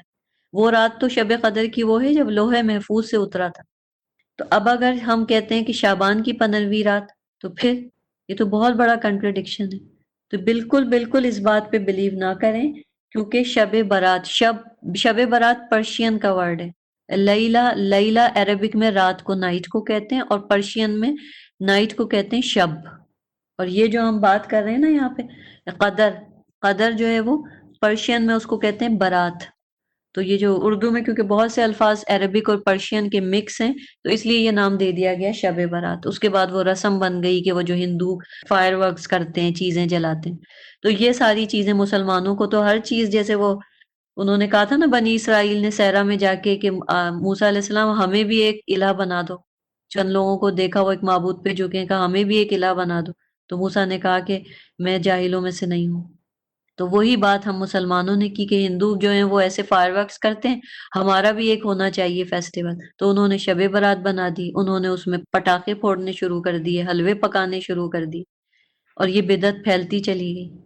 بے شک ہم نے پڑھا ہے کہ رجب کا مہینہ آتا ہے، اس میں ہم کیا کرتے ہیں؟ سیڈنگ کرتے ہیں، زمین کو نرم کرتے ہیں، اور اس کے بعد پھر ہم کیا کرتے ہیں؟ شعبان کے مہینے میں پانی دیتے ہیں، اور رمضان کے مہینے میں پودے کو دیکھتے ہیں۔ تو شعبان کا مہینہ بہت امپورٹنٹ ہے، شعبان کی راتیں بھی دن بھی۔ آپ صلی اللہ علیہ وسلم کثرت سے روزہ رکھتے تھے شعبان کے مہینے میں، لیکن کوئی حدیث ایسی نہیں جس سے یہ بات پتہ چلے کہ آپ صلی اللہ علیہ وسلم نے 15 شعبان کا روزہ رکھا۔ کوئی ایسی حدیث نہیں، کوئی ایسی حدیث نہیں ہے کہ اس رات فیصلے ہوتے ہیں تو ہم جو ہیں وہ مردوں کی عید منائیں اور قبرستانوں میں چلے جائیں اور قبروں پہ کے اندر بیٹھ بیٹھ کے دعائیں مانگیں۔ ایسا کوئی کام کسی نبی نے اور کسی صحابی نے آپ صلی اللہ علیہ وسلم کی امت میں سے کسی نے ایسا نہیں کیا۔ بے شک آپ شعبان کی رات کو جاگیں، روزہ رکھیں، اگر آپ کنٹینیوسلی شعبان میں روزے رکھ رہے ہیں، 15 کا روزہ آ گیا رکھ لیں، کوئی بات نہیں۔ شعبان کی رات امپورٹنٹ راتیں ہیں، آپ 15ویں شعبان کو اللہ سے دعائیں کریں، بخشش کی دعائیں کریں، لیکن یہ سمجھنا کہ یہ اسپیسیفک نائٹ ہے جس میں فیصلے ہوتے ہیں اور اس رات کو جاگنا ہے اور اگلے دن روزے رکھنا ہے، یہ چیز کسی حدیث سے ثابت نہیں ہے۔ اگر ہے تو ایسی کوئی بھی حدیث جس کا آتھینٹک ہونا ہو وہ لے کر آ جائیں، ایسی کوئی حدیث آتھینٹک نہیں ہے، کیونکہ یہاں اللہ نے کہہ دیا اس رات میں ہم نے کتاب اتاری اور اس رات میں ہر حکمت والے معاملے کا فیصلہ کیا جاتا ہے۔ یہ وہی چیزیں ہیں کہ ہمارے یہاں جب بدعتیں بنتی ہیں تو بنتی چلی جاتی ہیں۔ عبداللہ بن مسعود رضی اللہ عنہ کے زمانے میں ہی بدعتیں شروع ہو گئی تھیں، یعنی آپ صلی اللہ علیہ وسلم کی وفات کے بعد ایک شخص نے جا کے عبداللہ بن مسعود رضی اللہ عنہ کو بتایا کہ کچھ لوگ ہیں رات کے وقت مسجد میں جاتے ہیں مغرب کے بعد، اور اس کے بعد زور زور سے مل کے بیٹھ کے اللہ اکبر فکس کر لیتے ہیں کہ اتنی دفعہ پڑھنا ہے اور زور زور سے پڑھتے ہیں۔ جب انہوں نے کہا اب اگر ایسا ہو مجھے اسی وقت بلا لینا، تو جب انہیں بلایا گیا انہوں نے جا کے فوراً یہ کہا کہ تم کیا سمجھتے ہو، یہ جو تم کر رہے ہو کیا تم نبی سے زیادہ نالجبل ہو، تم صحابہ سے زیادہ نالجبل ہو؟ تو انہوں نے کہا کہ نہیں نہیں، ہم ایسا نہیں سمجھتے، ہمارے یہاں تو کوئی ایسی نالج نہیں ہے، لیکن بس ہم استغفار کرتے ہیں، اللہ کو خوش کرنا چاہتے ہیں، تو اس لیے ہم مسجد میں بیٹھ کے ایسے کرتے ہیں، ہم کوئی برا کام تو نہیں کرتے۔ تو عبداللہ بن مسعود نے کہا کہ ابھی تو نبی کے وفات کے گھر کے برتن بھی، مٹی کے برتن بھی پرانے نہیں ہوئے، اور تم نے اس سے پہلے یہ بدعتیں ایجاد کر لی۔ جو نبی کہہ کے گئے، جو صحابہ نے کرا، بس وہی صحیح ہے، اپنی مرضی سے اللہ کو خوش کرنے کا کوئی طریقہ نہیں نکالا جا سکتا۔ ورس 5، امرن من عندنا انا کننا مرسلین، خاص ہمارے حکم سے بے شک ہم رسول بھیجنے والے ہیں آپ کے رب کی خاص رحمت سے، بلا شبہ وہی خوب سننے والا ہے، خوب جاننے والا ہے، جو آسمانوں اور زمین کا رب ہے اور ان کا بھی جو کچھ ان دونوں کے درمیان ہے، اگر تم یقین کرنے والے ہو۔ اس کے سوا کوئی سچا معبود نہیں، وہی زندہ کرتا ہے، وہی مارتا ہے، وہی تمہارا اور تمہارے اگلے باپ دادوں کا رب ہے، مگر کفار کو یقین نہیں، بلکہ وہ شک میں پڑے کھیل رہے ہیں۔ تو آپ اس دن کا انتظار کریں جب آسمان صاف دھواں لائے گا، اس پہ سورہ کا نام ہے دخان، اسموک کو کہتے ہیں، دھوئیں کو کہتے ہیں، کہ آپ اس دن کا انتظار کریں جب آسمان صاف دھواں لائے گا جو لوگوں کو ڈھانپ دے گا، کہا جائے گا یہ ہے دردناک عذاب، کافر کہیں گے اے ہمارے رب ہم سے یہ عذاب دور کر دے، بلا شبہ ہم ایمان لانے والے ہیں۔ اب اس آیت سے متعلق دو طرح کی اوپینین پائی جاتی ہیں۔ اس کے بارے میں عبداللہ بن مسعود ہی کی جو روایت آتی ہے وہ یہ کہتے ہیں کہ یہ واقعہ جو ہے وہ ہو چکا ہے، یہ ایونٹ یعنی آپ صلی اللہ علیہ وآلہ وسلم کے زمانے میں ہوا تھا کہ 7 سال کے لیے مکہ میں قحط آ گیا تھا، اور یہ جو اسکن ہوتی ہے اور ہڈیاں ہوتی ہیں جانوروں کی وہ کھانے لگے تھے مکہ والے، اور آسمان کی طرف دیکھتے تھے تو دھواں دھواں نظر آتا تھا۔ پھر ابو سفیان نے جا کے کہا کہ اگر آپ اپنے رب سے دعا کریں تو ہم آپ کے رب پر ایمان لے آئیں گے۔ تو آپ صلی اللہ علیہ وسلم نے خود بیسیکلی یہ بھی آتا ہے کہ بد دعا کی تھی کہ یوسف علیہ السلام کی طرح 7 سال کا قحط مکہ والوں پہ آئے، پھر یہ آ کے مجھ سے دعا کی ریکویسٹ کریں اور پھر یہ ایمان لے آئیں۔ تو اللہ تعالیٰ نے یہ تو پورا کر دیا، لیکن جب آپ صلی اللہ علیہ وسلم نے دعا کی اور 7 سال کا وہ قحط ختم ہوا تو بھی مکہ والے ایمان نہیں لائے، اسی لیے پھر فائنلی مدینہ ہجرت کرنی پڑی۔ تو ایک تو یہ آتا ہے کہ شاید یہ وہ دھواں ہے، لیکن عبداللہ ابن عباس ڈفرینٹ بات کہتے ہیں، وہ کہتے ہیں کہ نہیں یہ وہ دھواں، یہ آیت اس دھوئیں کی بات نہیں کرتی، بلکہ وہ یہ کہتے ہیں کہ قیامت سے پہلے ایک دھواں آئے گا جو چھا جائے گا، وہ قیامت کی ایک سائن، ایک علامت ہوگا، اور یہ دھواں 40 دن تک زمین کو گھیرے رہے گا۔ نیک آدمی پہ اس دھوئیں کا اثر ہلکا ہوگا، بس ایسے ہوگا جیسے زکام، جیسے فلو ہو جاتا ہے نا، تو بس اس طرح سے اس کو زکام ہوگا۔ لیکن کافر اور منافق کے لیے یہ دھواں بہت سخت تکلیف دہ ثابت ہوگا، اور یہ دھواں شاید وہی سماوات کا مادہ ہو، تو قیامت کے قریب یہ دھواں آئے گا۔ تو یہ دونوں باتیں جو ہیں وہ یہاں پہ لی جاتی ہیں۔ تو دیکھیں یہ بھی قیامت کی نشانیوں میں سے ہے کہ 40 دن تک ایسا آسمان ہو جائے، ایسا دھواں آ جائے کہ لوگوں کو، نیک لوگوں کو فلو جیسی کیفیت ہو اور باقی لوگوں کو بہت سیویئر قسم کی تکلیف۔ یہ ساری قیامت کی نشانیاں ہیں۔ ان کے لیے نصیحت کیوں کر ہوگی جبکہ ان کے پاس ایک بیان کرنے والا رسول آ گیا، پھر انہوں نے اس سے منہ موڑ لیا، اور بعض نے کہا کہ یہ تو سکھایا پڑھایا ہے، اور بعض نے کہا یہ تو دیوانہ ہے، بے شک ہم تھوڑی دیر کے لیے عذاب دور کرنے والے ہیں، بلا شبہ تم دوبارہ وہی کرنے والے۔ اللہ کو پتا تھا، اس اگلی آیت کو دیکھ کے زیادہ جو راجح رائے ہے وہ وہی لی جاتی ہے کہ مکہ میں جو قحط آیا تھا یہ دھواں اسی سے متعلق ہے، کیونکہ آگے اللہ کہہ رہا ہے نا کہ تھوڑی دیر کے لیے ہم اس عذاب کو بے شک ہٹانے والے ہیں، لیکن ہمیں پتہ ہے کہ بعد میں تم دوبارہ وہی کرو گے۔ جس دن ہم بڑی سخت پکڑ پکڑیں گے، یعنی جو اصلی قیامت آئے گی، یقیناً ہم انتقام لینے والے ہیں۔ اور البتہ ان سے پہلے ہم نے قوم فرعون کو آزمایا، اور ان کے پاس ایک معزز رسول آیا تھا، اس نے کہا کہ اللہ کے بندوں بنی اسرائیل کو میرے حوالے کر دو، بے شک میں تمہارے لیے امانت دار رسول ہوں، اور یہ کہ تم اللہ کے مقابلے میں سرکشی نہ کرو، بلا شبہ میں تمہارے سامنے واضح دلیل پیش کرتا ہوں، اور میں نے اپنے رب اور تمہارے رب کی پناہ لی ہے اس سے کہ تم مجھے سنگسار کر دو، اور اگر تم میری بات پر ایمان نہیں لاتے تو تم مجھ سے الگ ہو جاؤ۔ پھر اس نے اپنے رب کو پکارا کہ بلا شبہ یہ لوگ تو مجرم ہیں، حکم ہوا کہ اب میرے بندوں کو رات کے وقت لے چلو، یقیناً تمہارا پیچھا کیا جائے گا، اور تم سمندر کو رکا ہوا چھوڑ دو، بلا شبہ یہ لوگ آل فرعون غرق شدہ لشکر ہیں، وہ کتنے ہی باغات اور چشمے چھوڑ گئے، اور کھیتیاں اور شاندار محل اور سامان عیش جن میں وہ مزے کر رہے تھے، اسی طرح ہوا، اور ہم نے ایک دوسری قوم کو ان سب کا وارث بنا دیا۔ اب یہاں اللہ نے کہا کہ ہم نے کہا سمندر کو رکا ہوا چھوڑ دو، یعنی موسیٰ علیہ السلام جو تھے جب کراس کر کے سمندر چلے گئے تو انہوں نے اپنے عصا کو دوبارہ مارنا چاہا کہ جلدی سے وہ جو راستہ بن گیا وہ ختم ہو جائے اور فرعون اور اس کا لشکر یہ کراس کر کے نہ آ جائے، تو اللہ نے کہا کہ نہیں، ایسے مت کرو، اس کو، اس راستے کو ایسے ہی چھوڑ دو۔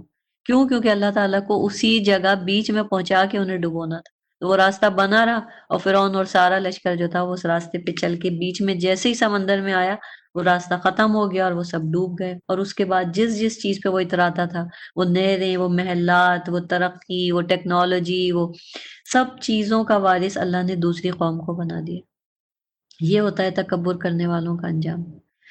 پھر آگے اللہ تعالیٰ کہتے ہیں فما بکت علیہم السماء والارض وما کانوا منظرین، پھر ان پر آسمان اور زمین نہیں روئے اور نہ انہیں مہلت دی گئی۔ تو یہاں پہ یہ بھی پتہ چلتا ہے کہ جب دنیا سے برے لوگ اٹھائے جاتے ہیں تو پھر کیا ہوتا ہے؟ آسمان اور زمین خوش ہوتے ہیں، اور جب اچھے لوگ اٹھائے جاتے ہیں تو آسمان اور زمین روتے ہیں۔ اب اس سے ایک مراد یہ بھی ہے کہ جب یہ سارے غرق ہوئے تو آسمان میں کون ہے؟ فرشتے، اور زمین میں کون ہے؟ انسان، تو سب خوش ہوئے، کوئی نہیں رویا، سب کو خوشی ہوئی کہ خس کم جہاں پاک۔ اور اگر نیک لوگ ہوتے ہیں تو پھر آسمان کی مخلوق بھی روتی ہے اور زمین کی مخلوق بھی روتی ہے۔ فرشتے ہمارے لیے دعائیں کرتے ہیں نا، تو جب نیک لوگ جاتے ہیں تو دونوں طرف سے رونا ہوتا ہے۔ اور زمین میں کیا دعائیں کرتے ہیں؟ وہ آپ کو حدیث یاد ہوگی کہ اللہ نے کہا کہ آپ صلی اللہ علیہ وسلم نے فرمایا جو علم کے لیے گھر سے نکلتا ہے، علم کا سفر کرتا ہے، یعنی اگر اللہ کے راستے میں کاؤنٹ ہوتا ہے وہ شخص جو کوئی بھی چیز سیکھنے کے لیے، کوئی قرآن کی ایک آیت ہی سیکھنے نکلا، کچھ بھی علم کے لیے نکلا، تو جب تک وہ اپنے راستے میں ہوتا ہے تو سمندر کی مخلوق کون ہے؟ مچھلیاں، وہ اس کے لیے دعا کرتی ہیں۔ زمین، انڈر زمین کون رہتی ہیں؟ اینٹس، چوٹیاں، وہ اس کے لیے دعا کرتی ہیں، اور آسمان کی مخلوق۔ تو یہ سب جب دعا کرتے ہیں تو یہ چیز پتہ چلتی ہے کہ اچھے لوگوں کے جانے پہ پھر وہ روتے بھی ہیں، اور برے لوگوں کے جانے پہ وہ نہیں روئے، نہ انہیں مہلت دی گئی۔ اور یقیناً ہم نے بنی اسرائیل کو رسوا کن عذاب سے نجات دی، یعنی فرعون سے، بلا شبہ وہ بڑا ہی سرکش اور حد سے گزرنے والوں میں سے تھا، اور بے شک ہم نے بنی اسرائیل کو اپنے علم کی بنا پر جہانوں پہ ترجیح دی، اور ہم نے ان نشانیاں دی تھی جن میں کھلی آزمائش تھی۔ بلا شبہ یہ لوگ تو بڑے زور سے کہتے ہیں ہمیں مرنا تو بس پہلی بار ہے اور ہمیں دوبارہ تو نہیں اٹھایا جائے گا، پھر اگر تم سچے ہو تو ہمارے باپ دادوں کو لے آؤ۔ کیا یہ لوگ بہتر ہیں یا قوم تبا اور وہ لوگ جو ان سے پہلے ہوئے؟ ہم نے انہیں ہلاک کر دیا، بلا شبہ وہ مجرم تھے۔ تو اے مکے والوں، تمہاری جیسی باتیں قوم تبا نے اور بہت سی قوموں نے کی، اور ہم نے سب کو ہلاک کیا۔ یہ بات اللہ یہاں کہہ رہے ہیں۔ اور ہم نے آسمانوں اور زمین کو اور جو کچھ ان کے درمیان ہے اسے کھیلتے ہوئے پیدا نہیں کیا، یہ مذاق نہیں ہے، یہ ساری کریشن ہم نے یہ دونوں تو حق اور مقصد کے ساتھ پیدا کی ہیں، پرپز آف لائف ہے، پرپز آف کریشن ہے ہر چیز کا، لیکن ان میں سے اکثر نہیں جانتے، ہم میں سے میجورٹی کو نہیں پتا ہمارے پیدا ہونے کا پرپز کیا ہے۔ ہم یہی کہتے رہتے ہیں اللہ نے کیوں دوزخ بنائی، کیوں آگ میں رکھا، ایسی سزا کیوں رکھی، دنیا میں ٹیسٹ کیوں رکھا، پیدا کیوں کیا ہمیں؟ اور اللہ تعالیٰ کتنی دفعہ بتاتے ہیں کہ میں نے ایک مقصد کے تحت پیدا کیا، لیکن ان میں سے اکثر نہیں جانتے۔ بلا شبہ فیصلے کا دن ان سب کے لیے طے شدہ وقت ہے، اس دن کوئی دوست کسی دوست کے کچھ کام نہیں آئے گا، اور نہ ان کی مدد کی جائے گی سوائے اس کے جس پہ اللہ نے رحم کیا، بلا شبہ وہ نہایت غالب، خوب رحم کرنے والا ہے۔ اور بے شک زقوم، تھوہر کا درخت، گناہ گار کا کھانا ہے، پگھلا ہوا تانبا یعنی مولٹن کاپر یا تلچھٹ، وہ جو آئل گرم ہو کے جو بچ جاتا ہے، اس کا جو ریزیڈیو ہوتا ہے، اس کی مانند یہ ہے گناہگار کا کھانا، وہ پیٹ میں جا کے کھولے گا، آنتوں میں کھولے گا، پھر تیز گرم پانی کے کھولنے کی طرح حکم ہوگا اسے پکڑو، گھسیٹتے ہوئے جہنم کے درمیان لے جاؤ، پھر اس کے سر پر تیز گرم پانی کا عذاب انڈیلو۔ یعنی باڈی کے اندر تکلیف، باڈی کے اوپر اسکن پہ آگ کی تکلیف، اور پھر سر کے اوپر سے پانی کی تکلیف، ہر طرح کا عذاب ہے نا، ہر طرح کا عذاب۔ اللہ تعالیٰ ہمیں بچائے، اللہم اجرنا من النار۔ ذق کہا جائے گا چکھ، انک انت العزیز الحکیم، بے شک تو بڑا عزت والا سردار بنا پھرتا تھا۔ یہ ہے متکبرین کا انجام۔ دنیا کے سارے تکبر بھول جائیں، یاد رکھیں کہ سب ختم ہے، صرف اعمال کام آئیں گے، ورنہ یہ ہے انجام۔ بلا شبہ یہی وہ عذاب ہے جس میں تم شک کرتے تھے۔ یقین نہیں آتا تھا نا، کہ آج بھی لوگ کہتے ہیں ایسا تو ہو نہیں سکتا، اللہ کہاں ایسے کوئی ظلم کرے گا کہ لوگوں پہ کھولتا ہوا پانی ڈال دے اور زقوم کے درخت سے کھلائے۔ نہیں نہیں نہیں، اللہ ایسے نہیں کر سکتا، اللہ تو غفور و رحیم ہے۔ بے شک متقین امن چین کی جگہ پہ ہوں گے، باغات اور چشموں میں، وہ باریک اور موٹا ریشم پہنیں گے، آمنے سامنے بیٹھے ہوں گے، اسی طرح ہوگا۔ اور ہم غزال چشم، بڑی بڑی آنکھوں والی حوروں کو ان کی بیویاں بنا دیں گے، حوروں کو بیویاں بنا دیں گے، یعنی حوریں بھی ملیں گی اور جو دنیا کی بیویاں ہیں وہ بھی ملیں گی۔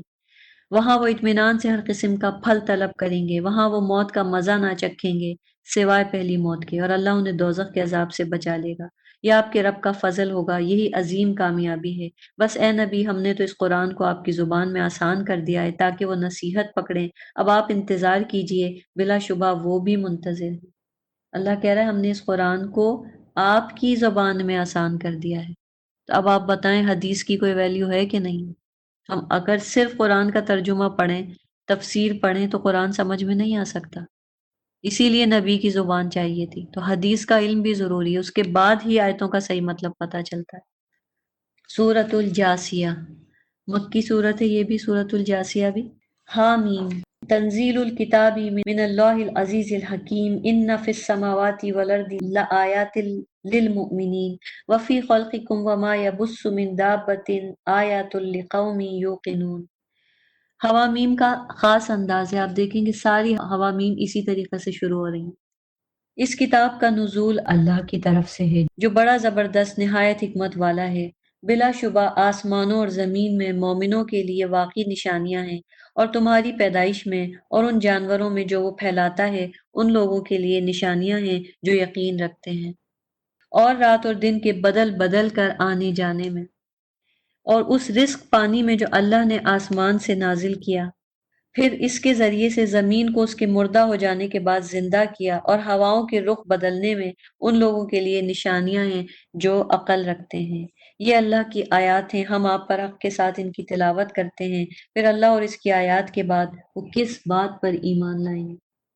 وَيْلٌ لِكُلِّ أَفَّاكٍ نَسِيمٍ، ہر سخت جھوٹے گناہ گار کے لیے ویل ہے۔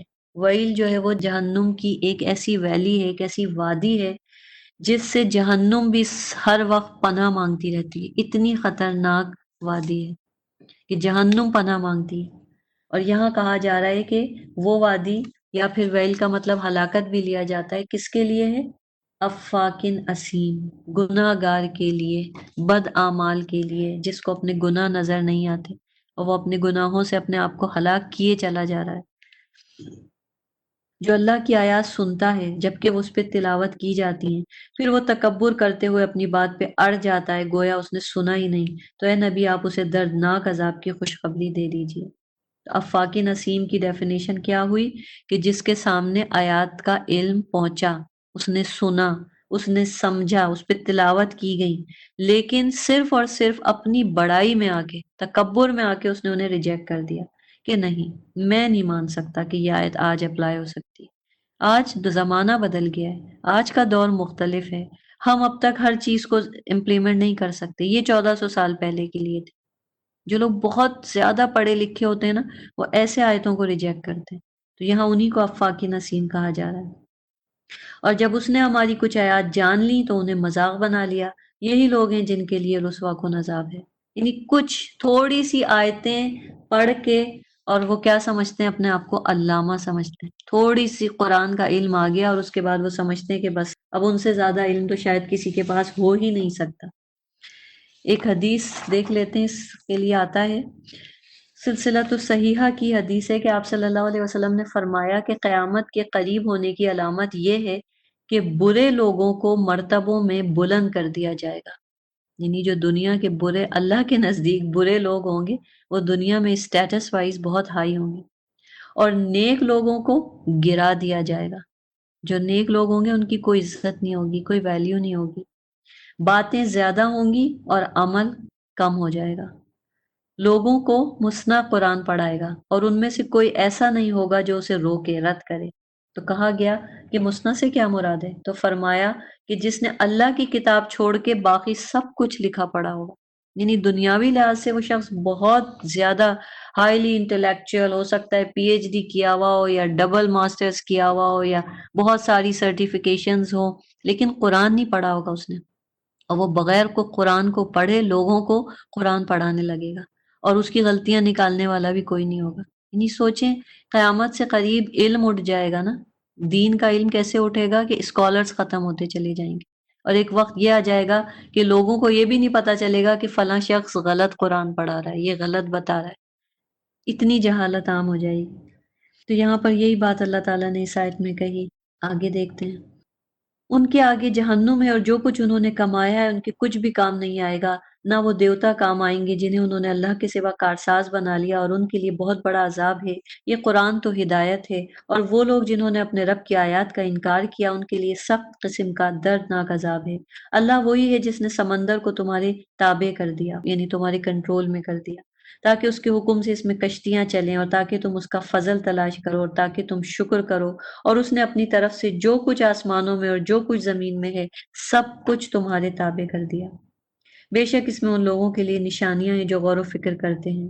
اے نبی، آپ ایمان والوں سے کہہ دیجئے کہ وہ ان لوگوں سے درگزر کریں جو اللہ کے ایام کی امید نہیں رکھتے، تاکہ اللہ کچھ لوگوں کو ان اعمال کی سزا دے جو وہ کماتے رہے۔ نبی سے کہا جا رہا ہے کہ جو لوگ میرے بتائے ہوئے ایام، یہ جو گزشتہ قوموں کے واقعات ہیں اللہ تعالیٰ کے، سب جن کو میں بار بار قرآن میں سناتا ہوں، بار بار ریپیٹ کرتا ہوں، مکہ میں تو بار بار یہی صورتیں اتر رہی تھیں، لیکن اس کے باوجود ان پہ کوئی اثر نہیں ہوتا، تو آپ کیا کریں؟ آپ ان لوگوں کو اگنور کر دیں۔ کیوں؟ تاکہ ان کا جو ٹائم ہے گناہ کرنے کا وہ اور بڑھ جائے، اور یہ اپنے گناہوں میں مزید زیادہ ہو جائیں، پھر اللہ ان کو ان اعمال کی سزا دے جو وہ کماتے رہے ہیں۔ جس نے نیک عمل کیا تو اس کا فائدہ اسی کو ہے، اور جس نے برا کیا تو اس کا وبال اسی پر ہے، پھر تم اپنے رب ہی کی طرف لوٹائے جاؤ گے۔ اور یقیناً ہم نے بنی اسرائیل کو کتاب اور حکومت اور نبوت دی، اور ہم نے انہیں پاکیزہ چیزوں سے رزق دیا، اور ہم نے انہیں جہانوں پہ فضیلت دی، اور ہم نے انہیں دین کی بابت واضح نشانیاں دی۔ ساری کتابیں، سارے پیغمبر تو اللہ نے سب بنی اسرائیل میں دے دیے، پھر بھی انہوں نے کیا کیا؟ انہوں نے اپنے پاس علم آ جانے کے بعد ہی محض آپس کی ضد سے اختلاف برپا کیا، ورژن بدلے، ٹرانسلیشن بدلی، تفسیریں بدلی، اپنی منمانیاں کی۔ بے شک آپ کا رب روز قیامت ان کے درمیان ان باتوں کا فیصلہ کرے گا جن میں وہ اختلاف کرتے رہے ہیں۔ ثم جعلناک علی شریعۃ من الامر فاتبعها ولا تتبع اهواء الذین لا یعلمون۔ پھر ہم نے اے نبی آپ کو دین کے واضح راستے پہ لگا دیا، لہٰذا آپ اس کی پیروی کریں اور ان لوگوں کی خواہشات کی پیروی نہ کریں جو علم نہیں رکھتے۔ بلا شبہ وہ اللہ کے عذاب سے آپ کے کچھ بھی کام نہیں آئیں گے، اور بے شک ظالم لوگ ایک دوسرے کے دوست ہیں اور اللہ متقین کا دوست ہے۔ تو مت ڈرا کریں جب ہم کو لوگ چڑھاتے ہیں نا، ساری اپوزیشن اور ساری غلط اور سارے گمراہ لوگ آپس میں مل کے ہمارا مذاق اڑاتے ہیں، تو اس آیت کو یاد کر لیں کہ ظالم لوگ ایک دوسرے کے دوست ہیں، اور متقین کا دوست کون ہے؟ اللہ ہے۔ اللہ سے بڑھ کے دوستی کس کی ہوگی؟ ابراہیم علیہ السلام کو اللہ نے کہا خلیل اللہ، اللہ کا دوست۔ قرآن لوگوں کے لیے بصیرت ہے، ان لوگوں کے لیے ہدایت اور رحمت ہے جو یقین رکھتے ہیں۔ بس شک نہ کریں، اس قرآن کو اگر آپ نے شک سے پڑھا نا کہ پتہ نہیں یہ آیت یہ واقعی یہ یہی کہہ رہی، واقعی اللہ نے اتنا مشکل حکم اتار دیا، کیا واقعی ایسا ہو سکتا ہے؟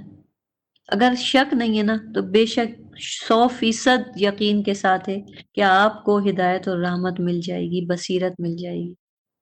کیا جن لوگوں نے برائیوں کا ارتکاب کیا وہ یہ خیال کرتے ہیں کہ ہم انہیں ان لوگوں کی طرح کر دیں گے جو ایمان لائے اور انہوں نے نیک عمل کیے، ان کا جینا اور مرنا برابر ہے؟ برا ہے جو وہ فیصلہ کرتے ہیں۔ اور اللہ نے آسمان اور زمین کو حق کے ساتھ پیدا کیا تاکہ ہر شخص کو اس کے اعمال کی ٹھیک ٹھیک جزا دی جائے اور ان پر ظلم نہیں کیا جائے گا۔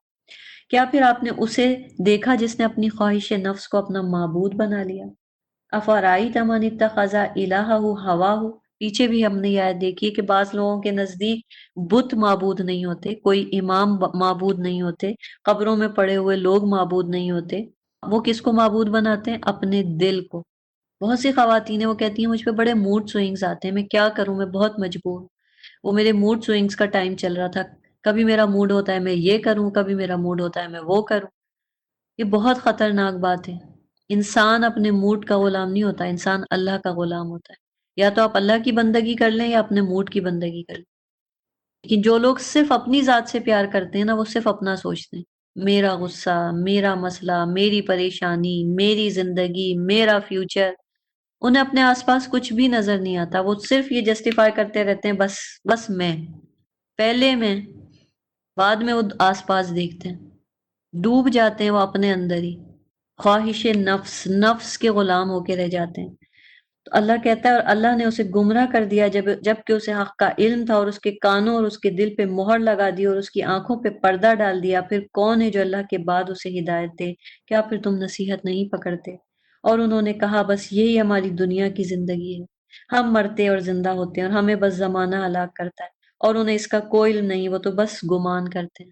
اور جب ان پہ ہماری آیات تلاوت کی جاتی ہیں جو واضح ہوتی ہیں تو ان کی دلیل بس یہی ہوتی ہے کہ وہ کہتے ہیں اگر تم سچے ہو تو ہمارے باپ دادوں کو لا کے دکھاؤ۔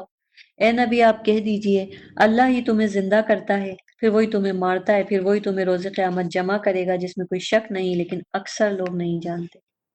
وَلِلَّهِ مُلْكُ السَّمَاوَاتِ وَالْأَرْضِ، اللہ ہی کے لیے آسمان اور زمین کی بادشاہی، اور جس دن قیامت برپا ہوگی اس دن باطل پرست خسارے میں رہیں گے، اور آپ ہر امت گھٹنوں کے بل گری ہوئی دیکھیں گے۔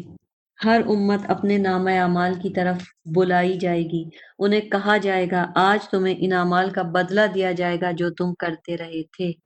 یہ ہے سورہ جاسیہ۔ جاسیہ ایک خاص پوزیشن ہوتی ہے، جسے ہم تشہد میں بیٹھتے ہیں نا، تو گھٹنوں کے بل بیٹھ جائیں اور جھک جائیں، تو دوزخ کے گرد اس طریقے سے سارے لوگوں کو لا کے جھکا کے گھٹنوں کے بل بٹھا دیا جائے گا۔ ہر امت اپنے اپنے نامہ اعمال کی طرف بلائی جائے گی، انہیں کہا جائے گا آج تمہیں ان اعمال کا بدلہ دیا جائے گا جو تم کرتے رہے تھے۔ کہا جائے گا یہ ہماری کتاب ہے، یہ تمہارے متعلق سچ سچ بولتی ہے، یعنی کوئی اس کو جھٹلا ہی نہیں سکے گا، ہر چیز سچ سچ بولنے والی ہوگی، ہر چیز۔ تو کہا جائے گا یہ ہے وہ کتاب۔ انسان کسی بھی چیز کو جھٹلانے کی پوزیشن میں نہیں ہوگا۔ جیسے آج اگر کوئی ہمارے سامنے ہماری ریکارڈنگ کرے اور وہ مووی پلے کر دے تو پھر کیا ہے، ہم کچھ بول سکتے ہیں؟ بہت سے لوگ تو وہ بھی کہہ دیتے ہیں کہ نہیں یہ بھی جھوٹ ہے، اور وہاں پہ بھی کچھ لوگ ایسے کہیں گے، لیکن اللہ تعالیٰ سب کچھ سامنے لا کے پیش کر دیں گے۔ اور جھکی ہوئی حالت میں انسان دوزخ کے گرد پڑا ہوگا، کہا جائے گا یہ ہماری کتاب ہے، تمہارے متعلق سچ سچ بولتی ہے، بلا شبہ ہم لکھواتے تھے جو تم عمل کرتے تھے۔ یہ دیکھیں اللہ تعالیٰ کہہ رہے ہیں ہم تمہاری ایک ایک چیز لکھواتے تھے، جو بھی تم دنیا میں کرتے تھے سب لکھا جا رہا تھا۔ اور یہ بات اللہ نے ہمیں بتا دی، چھپا کے نہیں رکھی ہے، یہ وارننگ سائن قرآن میں بار بار بتا دی، پیچھے بھی ابھی آئی ہے، ہر جگہ آ جاتی ہے۔ تو ہم یہ نہیں کہہ سکتے کہ اچھا اللہ تعالیٰ ہمیں تو پتہ ہی نہیں تھا کہ میری تو ریکارڈنگ ہو رہی ہے، تو کتنی غلط بات ہے۔ آج بائی لا کسی کے لیے بھی آپ جا کے اس کی ریکارڈنگ کر لیں تو پولیس آپ کو پکڑ لے، کیونکہ الاؤ نہیں ہے کہ آپ کسی کو بتائے بغیر اس کی کوئی بھی چیز ریکارڈ کر لیں۔ تو یہ وہی چیز ہے کہ اللہ تعالیٰ نے تو یہ بھی نہیں کہ چپکے سے ریکارڈنگ کر لی، اللہ نے تو ہمیں بتا کے کی، جگہ جگہ قرآن میں بتایا ہے کہ دیکھو میں تمہارے اعمال لکھوا رہا ہوں، دیکھو میں سب چیزیں فرشتوں سے لکھوا رہا ہوں۔ لیکن جو لوگ ایمان لائے اور انہوں نے نیک عمل کیے تو اللہ انہیں اپنی رحمت میں داخل کرے گا، یہی واضح کامیابی ہے۔ لیکن جنہوں نے کفر کیا ان سے کہا جائے گا کیا پھر تم پر میری آیات تلاوت نہیں کی جاتی تھی تو تم نے تکبر کیا اور تم مجرم لوگ تھے۔ اور جب تم سے کہا جاتا تھا کہ بے شک اللہ کا وعدہ سچا ہے اور قیامت کے آنے میں کوئی شک نہیں، تو تم کہتے تھے ہم نہیں جانتے قیامت کیا ہے، ہمیں قیامت کا یوں ہی خیال سا آتا ہے اور ہم اس پہ یقین نہیں کر سکتے۔ اور ان کے سامنے ان کے اعمال کی برائیاں ظاہر ہو جائیں گی، انہیں وہ عذاب گھیر لے گا جس کا وہ مذاق اڑایا کرتے تھے۔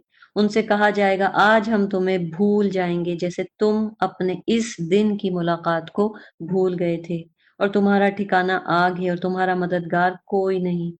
یہ اس لیے کہ بے شک تم نے اللہ کی آیات کی ہنسی اڑائی اور تمہیں دنیاوی زندگی نے دھوکے میں ڈال دیا، لہٰذا آج وہ اس آگ سے نہیں نکالے جائیں گے اور نہ ان سے اللہ کو راضی کرنے کا مطالبہ کیا جائے گا۔ فَلِلَّهِ الْحَمْدُ رَبِّ السَّمَاوَاتِ وَرَبِّ الْأَرْضِ رَبِّ الْعَالَمِينَ وَلَهُ الْكِبْرِيَاءُ فِي السَّمَاوَاتِ وَالْأَرْضِ وَهُوَ الْعَزِيزُ الْحَكِيمُ۔ چنانچہ تمام تعریف اللہ ہی کے لیے ہے جو آسمانوں کا رب ہے اور زمین کا رب ہے، رب العالمین ہے، اور آسمانوں اور زمین میں اسی کے لیے بڑائی ہے اور وہی نہایت غالب ہے اور خوب حکمت والا ہے۔ پوری سورہ جاسیہ کا ٹاپک ہے تکبر، کبر، بڑائی۔ ہر انسان اپنے آپ کو بڑا سمجھتا ہے، ہر انسان یہ سمجھتا ہے جو میں سوچ رہی ہوں، جو میں کر رہی ہوں وہ صحیح اور باقی سب غلط ہے۔ کسی کو اپنی حسن پہ تکبر ہے، کسی کو مال پہ تکبر ہے، کسی کو جائیدادوں پہ تکبر ہے، کسی کو گاڑیوں پہ تکبر ہے۔ یہ چیزیں کیا ہیں اللہ کے نزدیک؟ مچھر کے پر کے برابر بھی نہیں ہے یہ دنیا، اور ان چیزوں کے تکبر میں آ کے ہم اللہ کی بڑائی کو بھول جاتے ہیں۔ یہ آیت بہت امپورٹنٹ ہے، اللہ تعالیٰ کی عظمت، اس کی کبریائی، اس کی بڑائی، آنکھ میں آنسو آ جانے چاہیے، دل نرم ہو جانا چاہیے۔ یہ وہ والی آیات ہیں۔ قرآن کو سنیں، سمجھیں، پڑھیں، لیکن سننے کا بھی بہت اثر ہے، بہت اثر ہے سننے کا۔